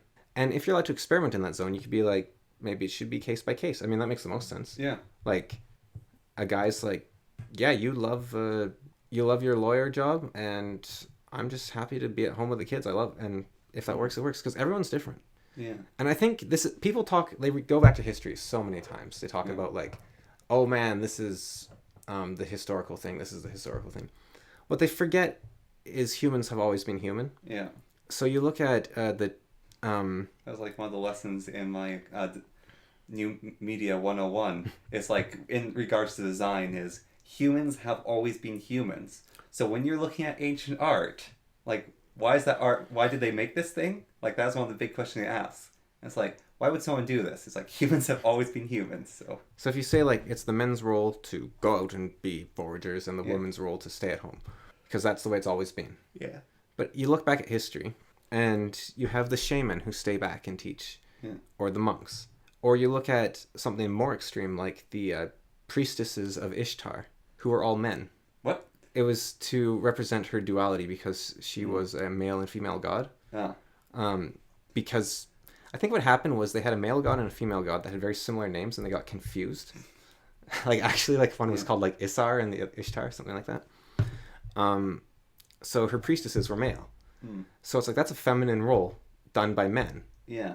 And if you're gonna call, like, Akkadians unmanly, like, these are like the people that went around killing other people's gods. Yeah. These dudes are hardcore. All pharaohs were pharaohs. Like, what the famous one, I can't remember her name, but she literally glued a beard to her face. Because she was the pharaoh. Yeah, like, these things happen. They're rare. And so it shouldn't happen. And so people will use these examples falsely as well. They'll say, well, men were the priestesses, so all men should be like priestesses or something. Not everyone's Joan of Arc. These were rare people. Yeah. But they were individuals. People should be individuals. You look at Sweden, like the most egalitarian society on earth. Yeah. And they have like the most gender divided workplace on earth or something. I think why it is because they have the freedom to be equal. Yeah, it's completely, and so they are equal. So the women are like, I don't want to do this engineering job. But the women that do can. Yeah. And I think that is the way society should obviously be. Like, it's like, look, maybe you need someone to stay at home and maybe someone to go to work, and maybe it would be wise to teach people it should probably be the woman, but it doesn't have to be. Yeah. And if you just say, like, so when you give your kid advice, you're like, son, you got to be a provider for your family, unless it works out, and then whatever. Like, yeah. But I don't think you can just get rid of it. You can add to it, but I don't think you can discard it. Yeah. And maybe that's what the whole Jordan Peterson Sam Harris debate is. Like, what you could say to, like, Jordan Peterson's perspective, maybe you could say, like, you can't throw out the Bible. We need this. Yeah. This is our core. Like, well, so I was actually thinking about, like, I know there's a problem with taking the Bible literally, but I've been thinking a lot about the story of Lot and Sodom and Gomorrah. Mm-hmm. Lot's the guy from there. And I think it's really, really dumb to look at the story of Sodom and Gomorrah and go, oh, this is a story about being gay is bad. That is not what the story is about. The story is about excess is bad, and debauchery is bad. And Sodom and Gomorrah is the worst place in the world. You would not want to go there. Yeah, there's a bunch of people getting Gomorrahized all over the place. Yeah. Yeah. Anyway, your dumb punness. No. But it's like weird. It's like a double pun. Yeah. But like that story, like you look at it, it's like, oh, okay, so this is what the story is actually about. And like a lot of stories in the Bible, you can look at like, what? No, that's just dumb. Like if you take it literally. Well, there's a guy that wrote a book called "Can We Be Good Without God?" Yeah. And what I thought was really interesting was how he pointed out that every interpretation of the Bible has not actually been what the Bible said. It's been the morality of the time put onto the Bible. Yeah. So back then, if it's like cat burning's like the thing to do if you're a virtuous person, it'll be like this part here where God says whatever means we should burn cats. And then later it's like, well, actually it means you should grow a flower. And like, so the Bible is this fantastic, it's a catalyst. Yeah. It's a prism you can choose how you shine the light through it, and it gives you it gives you a rainbow in a different location based on. Mm-hmm. And so I think like you can add to it. You can say, do this only in this case. Like that's what the Torah is. Mm-hmm. I think. Isn't there like the Torah still? Isn't there a Jewish book that still gets updated? Yeah, the Torah. Is the Torah keeps getting updated? Theoretically it should be. I don't know if it actually is or not, because a lot of people seem to think history stopped like 2,000 years ago. Well, no, that's not true. I just think we have a lot of reverence for old things. Yeah. As a species. Also, there's a lot more people, so there's a lot more stuff going on. So I don't know if they add to it still or not, but I think the Jews got everything right, but the part where they weren't Christian, which is kind of as being neither a Jew or a Christian. And maybe it's just personal preference, but basically the divide between the Jews, I don't know if you know the divide between the Jews and the Christians. Isn't it Jesus? Yeah, it's Jesus. But the divide is that the Jews say that the kingdom of heaven is a place. Yeah. And the Christians say the kingdom of heaven is a frame of mind. Yeah. And so the Jews say we must seek redemption, and the Christians say we are redeemed. Yeah. Well, so I guess in the book the Bible according to Biff, I think it is. Mm-hmm. So it's basically about Jesus' life by the perspective of his best friend. And at one point, Jesus, it's like a comedy book. So Jesus with all his disciples, and he's like, the kingdom of heaven is for everyone. And then like one of his disciples like, you mean all the Jews? No, it's for everyone. Even the Romans? Yes, even the Romans. And then like throughout the whole book, they constantly have arguments, or like Jesus constantly like saying the kingdom of heaven's for everyone. And everyone's like, even the Romans? And like they would have like different things, like even the barbarians, like just kept asking like, what about this group? It's like everyone. How would they all fit there? I think that might be part of it, but it's just basically he's saying like God is for everyone was.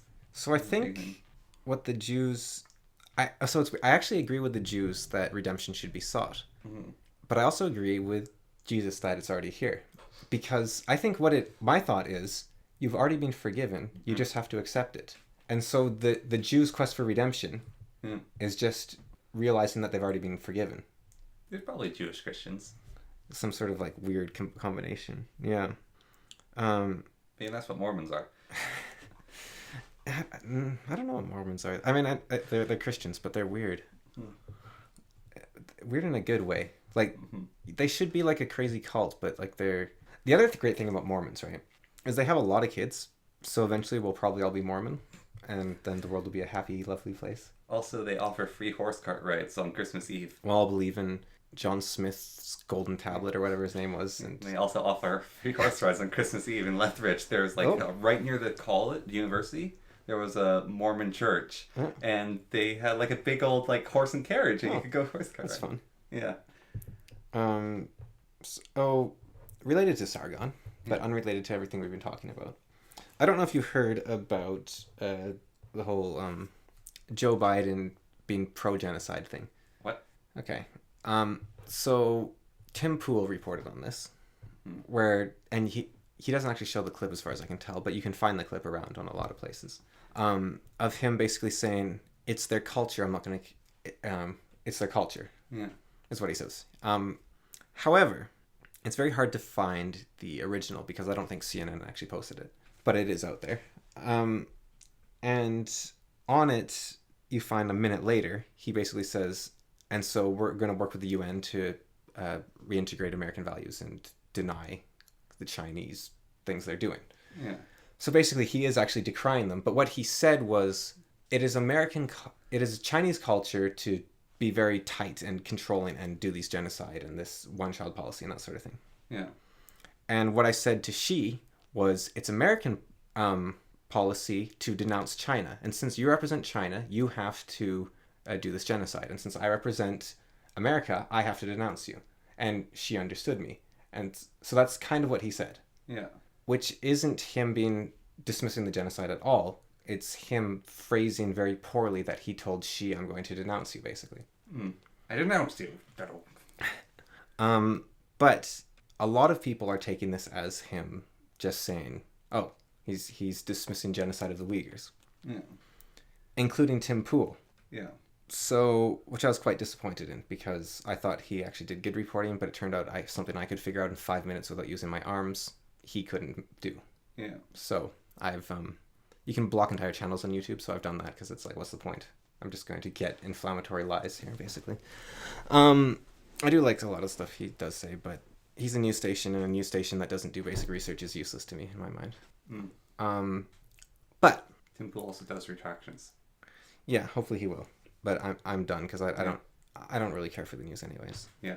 I blocked Philip DeFranco for a similar reason. I don't want to get recommended news anyways. Yeah. Sargon and Callum were talking about this. Yeah. And so Sargon kind of goes into it like, man, have you seen this thing where he's like pro-genocide? Yeah. And then Callum, who, I don't know who he is, but bless his heart, he's like the perfect addition to that whole conversation thing. He says, well, actually, if you look at it, he is saying it in this really roundabout way. And the actual problem is that he was discussing this with she instead of just flat out like, this is wrong. However, if you go back even further, I guess you could say, this was when he was vice president, and he was talking to she when she was vice chancellor. So it's not like modern day, oh, why didn't he do this as our president? It's like, he wasn't president. Yeah. So anyways, I just have to say I respect that, and that's cool that like the Lotus Eaters actually did their research. I think Sargon's very good at hiring people. Yeah. I think he's got a good group of people. Because I was like, oh man, is he gonna totally get this wrong too? And I don't think Sargon I don't know. Sargon needs to stop doing what he's doing. He's been in the game too long. He skips a lot of steps when talking. Yeah. Which means that, like, if you look at the conversation between him and shadiversity. Yeah. Sargon's a centrist, maybe slightly left-leaning. Yeah. Shad is right-wing. But the person that's ranting and raving about the left is Sargon, and you can see Shad kind of uncomfortable. Yeah. Where he's like, that's the thing the left always does. They always do this. And then Shad's just kind of like... But the thing is, Sargon does know what he's talking about, but because he hasn't given you his, like, 10 years of background and build-up, you just get hit by this wave of, like, anti-left sentiment, and you're like, what's wrong with Sargon needs to take, like, a couple-month holiday. Well, it's more like... if he wants to be perceived better by people outside his outside of knowing his sphere, who he is. Yeah, like if you know who he is, then there's a lot to respect about him. If you don't know who he is, he does seem like a demagogue. But even with that, in his conversation with Shad and with Callum, when they say something, he will joke about, but at other times he's like, I guess you're right. Mm-hmm. Like, he's like, oh, okay. Like, he actually accepts. So I just, like, it wasn't really related, but yeah. I guess I also wanted to talk about the idea that it was very similar, I thought, to the Fine People's thing, the hoax with Trump, where people cut out the bit where he says, I denounce terrorists and Nazis, basically. Where you basically react. So maybe me blocking, this is funny because me blocking Tim sounds kind of like what I'm about to say you shouldn't do. Reacting quickly to anything is kind of foolish because you're probably wrong. And don't be hasty now. You know you're wrong when you have a strong reaction to something. Mm-hmm. Because, as it's been said time and time and time again, extraordinary claims require extraordinary evidence. Yeah. You can't just say the President of the United States is pro-genocide. Yeah. That's ridiculous. I don't care how much you hate them. And you can't say they're pro-Nazi or pro-white supremacy. That's crazy. Yeah. What person could become the President of the United States with that? You can't say they're racist either. Yeah.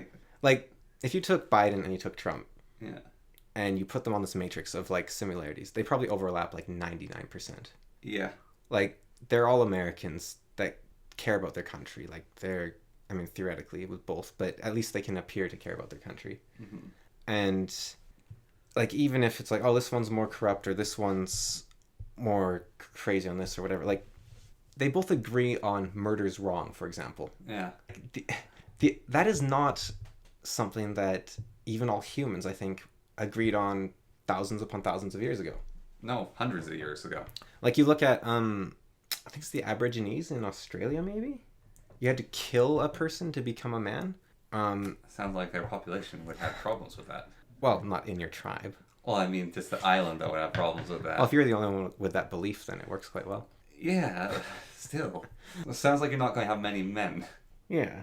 Yeah, but actually, your population would still increase because the women are women by default. Which is why they should be Superman. See, that's my... Superman is Superman without doing anything. But he becomes a man. He's already super, I guess, without doing anything. Yeah. So he must become human. Yeah. Yeah. See, Wonder Woman is very similar to Superman. She was given all her powers and just handed them. Yeah. And so I think she works as my idea. Yeah. Except she's just not forefront. So that's why I kind of wanted to do the whole... Yeah, well, I like Superman. And Shazam is very similar to Wonder Woman. There's a lot of overlap in the superheroes. Yeah. Superheroes are important. Yeah. Well, actually... There are modern gods. So the end of Kingdom Come is very interesting. It has a passage by a pastor. Yeah. And so he says, my son Alex Ross and I, in spite of several decades of difference in age, both grew up with superheroes, though we didn't call them that in my youth. Mine were called Hercules, Atlas, Samson, and... So in the Bible, according to Biff, when they play games... Yeah. It's like Jesus and Biff are playing games. It's like, I want to be Moses this time. And like Biff's little brother always liked being the villain. So it's like, I'll be like in the Garden of Eden. Like I'll be Adam, you be Eve. And then like his little brother wanted to be the snake. And so his brother would be snake. And like they would play the biblical games. So on the note of superheroes and how important they are, that's why comics matter, I think. Which is, well, that's probably why there's that channel called Why Comics Matter with your boy Zach. But... Did you see the Nintendo Direct? Yes. So this if you go back in time when you listen to this and look at the Gotham Girls, I think it's called, video game. Yeah. Looks pretty soulless. Yep. But it is also patronizing. Like it treats girls like babies, sort of. Like, oh, they like colorful things and flowers. Because the thing is, the game is a fighting game. Mm-hmm.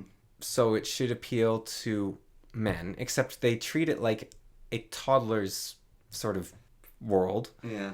So what it's actually is women who want to say they're tough, but I don't know who it's supposed to appeal to. It's like 12-year-old girls who are into video games but don't like good ones. I don't like it. It looks like it was designed for 12-year-old girls without respecting 12-year-old girls. Yeah. Maybe it's amazing, but it just looked... And so I think that's like, superheroes are important. Yeah. You should respect them. Yeah. Like, you can't just ruin Barbara Gordon like that. Grant Morrison. Grant Morrison. No, puts very interesting philosophical spins on superheroes. Yeah. But I think he lets his thoughts get ahead of him, and he tries to cram too much into a single spot. Yeah. And he goes too fast. Like, he would be better if he did one-offs with unique heroes he made up on the spot, I think. Yeah. Which is probably why his Animal Man run is, I think, considered his best or something. Because he basically took over Animal Man and could do whatever he wanted with him. Yeah, if he's allowed to have his own hero without having to keep to sort of what they're supposed to be and mixing things around.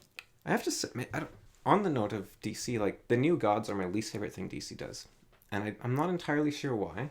I think it's because they're all just like a variant of Superman. Like, they're all just strong. Because I do like Mr. Miracle. Yeah. That's his name? Yep. Yeah. I like him. He's cool. Because he has, like, discs he can hover on. And he can escape any situation he's in. He's actually got, like... I also like the guy in the chair, the New God. Yeah, Metatron or whatever. Yeah, Metatron. And I like Darkseid, sort of. But he's basically Superman. But the other like, Orion is just, like... Orion, Barta is basically evil Wonder Woman. Yeah, they're basically just strong. Mm-hmm. It's kind of like the Blockbuster, Brick, whatever else. Walrus, Solomon Grundy. They're all the same. Well, Solomon Grundy is actually a little different. So I think Bizarro. Yeah. I wouldn't put Solomon Grundy in that group, but I would say Bizarro's there. Like, Solomon Grundy is actually interesting. Solomon Grundy's interesting when he's done right, but so often he is just like Blockbuster or the others. Yeah, they're just... I think it's just too big, almost, their universe. But... Yeah. Like, the New Gods, they're unnecessary. Speaking of a lot of things... That is the most ambiguous segue I've ever heard. Well, no, it's not, actually, because I've been bothered a lot by a YouTuber called Clemmy Games. Get Indie Gaming, something like that. I can't remember. Yeah. He reviews indie games. Or, no, he shows indie game trailers. Yeah. One thing he constantly says is keep games fresh. I think I've complained about this before. Yeah. I know what it is now. If you're saying, oh, this game has a lot of characters so it stays fresh, what you're saying is that you get bored of the central theme quickly and you need new characters to keep your dopamine centers running. Yeah. A game like Melee has 30... It has a lot of characters, like 30 or something. But that's not what keeps people playing for tens of thousands of hours. Mm-hmm. It's the incredible depth to the combat. I mean, yeah, no. So the game doesn't need to stay fresh. It needs to stay... interesting. Well, Age of Empires is a 20-year-old game. Yeah. And for a very long time, it didn't have any updates to try, like, balance the game.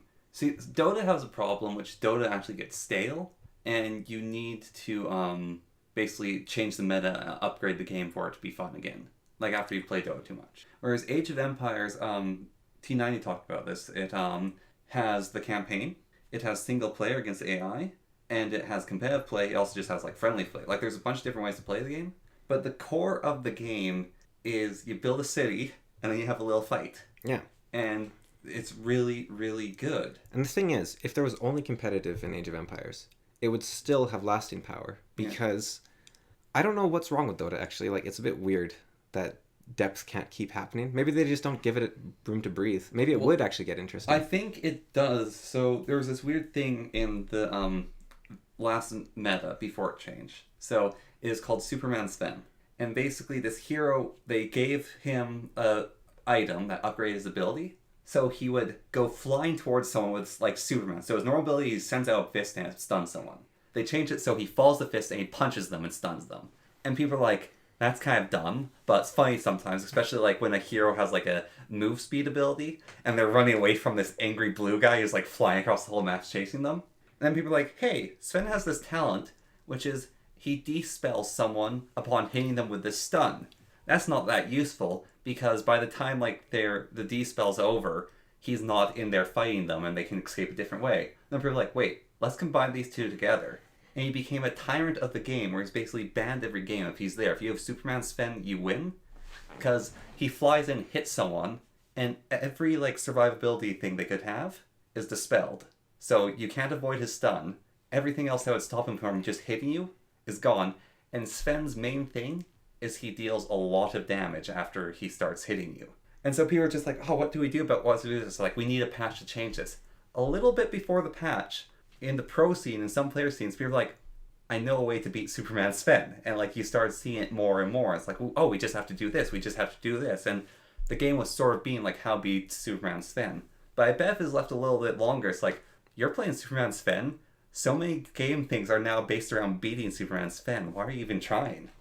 So, really interesting one that I can remember happening is Melee. Yeah. Again, actually. I don't play Melee, but this one's really interesting because I noticed it. When I was 10, maybe?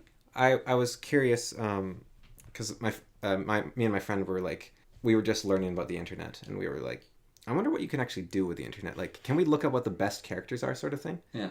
And so we found the site that listed like the tier list of the characters for Melee. Yeah. And it was like, okay, Fox is the best. Sheik's decent, and I think like Falco was decent. Yeah. And like basically all the other characters are garbage, sort of thing. Yeah. There was like Marth was decent. Like there was a few others. Yeah. Basically fast characters typically. But especially like Yoshi, Kirby, Ganondorf, Bowser, all really bad. Yeah. Jigglypuff, pretty bad. And then I remember I didn't know about this at the time, but there became this thing called 20XX, which basically said the year is 20XX, everyone plays Sheik. Because if skill keeps improving, the fastest character is the best in a platform fighter. Yeah. If skill is perfect, then the fastest character wins, basically. Yeah. So the year is 20XX, everyone plays Sheik, every game is a draw, player 1 wins. Yeah. Because in a tie and smash in Melee, whoever has port 1 wins. Yeah. So that was sort of the meme. So Sheik was considered the character with the most potential at that point. Yeah. I think still is in some ways, but people realize now nobody can play perfectly. Yeah. No one ever will. Because there's also reading in a fighter. Yeah. And even a computer can't read your mind. Yeah. Like that could play perfectly. So then I remember this happening. There was one Japanese player who played Yoshi and was beating all the other players. And people were saying, wait, this doesn't make sense. Like, Yoshi's low tier. Yoshi's one of the worst characters in the game. Like, he's unviable. Yeah. Like, there's other characters that weren't good, but they're viable, like Samus. Yeah. But Yoshi was unviable. And it's like, how is this a thing? But this guy came up with a new strategy for how to play Yoshi, which involved a lot of grabbing the ledge and throwing your egg, basically. Yeah. And he was winning games. And other people tried doing it, and they couldn't. Like, he was the only one that could win with Yoshi. Nowadays, people can actually play Yoshi. And the really interesting thing is, nowadays, Jigglypuff is considered the best character in the game. That's because of her air fighting, right? Because she can basically avoid you at all times and choose when to engage. Yeah. And there is only like 2 or 3 characters in the game now considered unviable, which are like Bowser and Ganondorf or something. Yeah. And I'm not very knowledgeable, but it's something like that. So basically, over by design, Ganondorf is unviable. Over the last 21 years of Melee's life, every character has found a use. Yeah. Well, which is really interesting. I think one of the very interesting ones is Smash Ultimate. And I know they're still updating it. They're not trying to do it like Dota tries to balance out the meta. Smash Ultimate just tries to balance the game. But one of my favorite things, and people love it as well, is Ganondorfs in tournaments, in final matches like the 1v1. Because Ganondorf is not a good character. Like, he's not designed to be a good character. He has so many problems. And sure, there's this whole psychological thing. It's like, if Ganondorf hits you, you go down. If you think about it, it's like, no, Ganondorf's not a good character. But you can pick him, and you can win with him. And it's its own meta of, this person's playing Ganondorf. Like, it's not even like, there's other heavy hitters in the game. It's like, oh no, I better look out. No, it doesn't matter there's other heavy hitters. They're playing Ganondorf, and he is the Lord of Darkness. He is a character that can do things no other character in the game can, which is make you feel like you can't win. Like, I know there's like, oh, this person's so good, or oh, this character's really hard to beat, but Ganondorf has this things like, I can't win. And even in the Wii game, what was that? Brawl? Yeah, Brawl. So, in Brawl, there was 3 characters my friends banned me from playing. It was Zelda, Pikachu, and Ganondorf. So, Pikachu is actually meta. Zelda has some things she can do, which are annoying. But they stopped me from playing Ganondorf because I was better than them at the game, and Ganondorf is intimidating. And it's like this weird, like, oh, he's playing Ganondorf, we're screwed. I think, games should just be given room to breathe. And, like, I don't think Dota necessarily takes the right route. It's a different way to do it, I guess. Oh, I think that goes back to the core of a game, though. I think the core of Dota isn't the core of Melee. I think that, like, Dota has a lot of potential, a lot of different ways to be played. And I think if Dota was designed differently, you could leave it and just let it continue on and try to, like, tweak it like they tweak Age of Empires, which is try not make anything strong. But how Dota is made and tweaked is the person goes, okay, like, I don't know what IceFrog is doing, but he's basically like, I want to try out this mechanic now. Let's see if we can play in the game. Like, I feel like basically the head designer of Dota is like, I want to try this. And so he does that. And it's like, all right, I've, like, done one big thing. Now how do I make the game work again around this big thing? And that's the balance of Dota. And then he's like, all right, we've, like, this works now. That's interesting. Let's try this. And then, like, there was a mechanic that was in game for ages. And then finally he's like, yeah, no, this just doesn't make the game work. So he removes it. And I feel like Dota is a game that's currently in development. Yeah, it's in develop. It's not like Dota's still a beta, which is actually a common joke with Dota. Is this game's still in beta? But I think that's actually true. Well, sounds like it. Yeah, you're just trying new mechanics and seeing what works. Trying to figure out how to actually make a MOBA because nobody knows. I agree with that. I don't think there is a definitively made MOBA because there's things that League does, which I would really like for Dota to do. There's things that Dota does which League doesn't have, and it makes League feel really bad. Like, one of the biggest changes, so the base game settings of Dota, like, graphic-wise, are fine. Like, you can play the game. As I've been, like, playing League a lot more, and the game's just hideous. And then it's like, this game looks really washed out, and one of my friends, like, go to the settings and change the gamma of the game.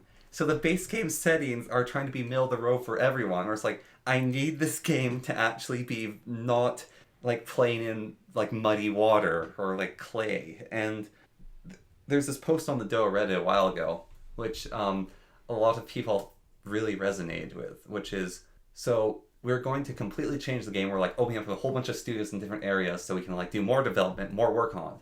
And one of the big changes that we're going to do is we're going to make it so every single hero in the game can be a support or a carry. So at the start of the game, you, like, pick Big Sword McGee, who's only ever, like, a main man, like, he has to do fighting. There's going to be an option now, which is Big Sword McGee can now be a helping hand. And then, like, Healer Cleric 5000 can now be the main man if you switch this option. And that's going to be on every single character. And he, like, said several other things which really resonated, but that's, like, the one I remembered, which is basically making so all the characters in the game can actually, like, fill different roles.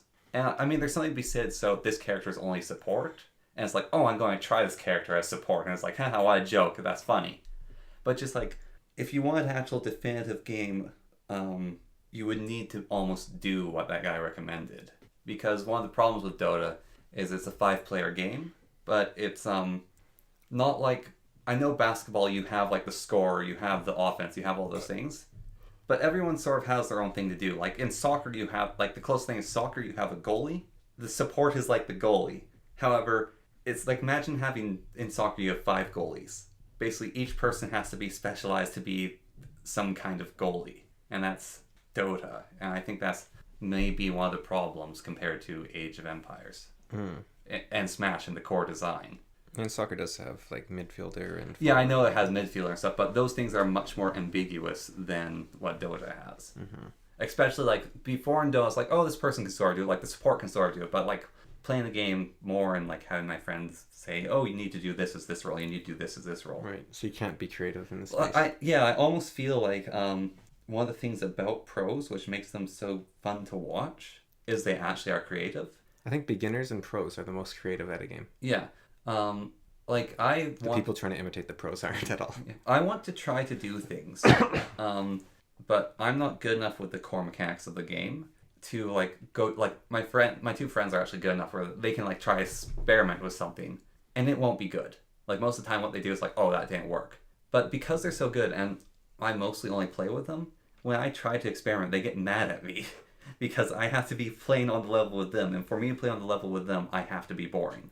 I have to do what is the meta, and I can't play with it. Whereas in Smash Bros, you can just play person. Or in Age of Empires, the meta is insane. Like, even mid-tier players, like, if I was to play against someone of my elo, like, they could be far, far better than me at, like, just the core mechanics of the game. But I could tower rush them. and they're like, oh, he's tower rushing. Okay, I have to change my game up. I'm not used to this. Or it's like, alright, I'm going to night rush this guy, and they night rush me. And for some inane reason, I have 20 monks sitting in my base. And it's like, oh, let's be taking all your knights now. Alpharad says something about Smash Bros. A lot of the time, which is that there's no bad moves in Smash Bros. Because if it connects, then it was a read. Yeah. So and that's true. Like if you use like Ganondorf's up tilt, which is probably the worst move in the game, people aren't expecting it, so it can land because nobody's thinks it's going to happen. Yeah. I saw one player do something crazy actually, which I want to try sometime. Bowser Jr.'s taunt, he spins around in his car and it like revs up. Yeah. It's almost identical to the animation of him driving like for his side B. Yeah. So I saw someone, they used his taunt, the opponent shielded, and then he ran because they thought he was going to drive their car into him. He ran forward and grabbed them. Yeah. Like, it's amazing. Well, it's like... If you don't expect it, it's so good. Even with Ganondorf, though, it's like... You know how, like, there's a joke about a cat, like, picking up a cat's really hard because, like, every end is pointy. Like, Ganondorf, a part of his gameplay is, alright, do I shield because that'll block his kick? Or is he getting ready to sweep forward or grab me? Or is he getting ready to punch? Or is he just going to Doria? Like, he has so many things, and each one there's a different response. And once he started them, then you know what to do. Smash Bros. Is a mind game. And I think most good games are. Yeah. Well, no, Age of Empires is definitely a mind game. Like, there's some core things you can do, but, like, when you watch the pro scene, Norway versus China in the finals, there's basically, like, the Viper really likes building up and hammering you in late age. Like, that's how he plays tournaments a lot of the time. Like, sometimes he does different things, but he doesn't like walling his base as much, and he really likes trying to boom. So his allies' whole thing was they protected him, and they were really good at it. The two Chinese players, their expertise was early game rushing and keeping pressure on. And so they actually, like, neutered the Viper's ability to play the game. And so only his ally could be in the game because his ally would go also early game aggression. And so the games they won were games where Viper basically could take off. But it's like, China's like, we know what Norway's going to do. And our specialty is early rushing people. And that's actually interesting because early rushing is becoming, like, more and more a thing to do. But then, like, some people get really punished for early rushing because there's someone who's like, okay, you're early rushing me, and you failed. Your whole army is now dead, and you've, like, lost all that gold you invested. And it's like, just this, like, what are you going to do? What should you do? It's... So yeah, my takeaway there is, I need to stop now, I think. But it's basically freshness. Don't build for the Skinner box. Build for the mind games. Build for the depth. Yeah.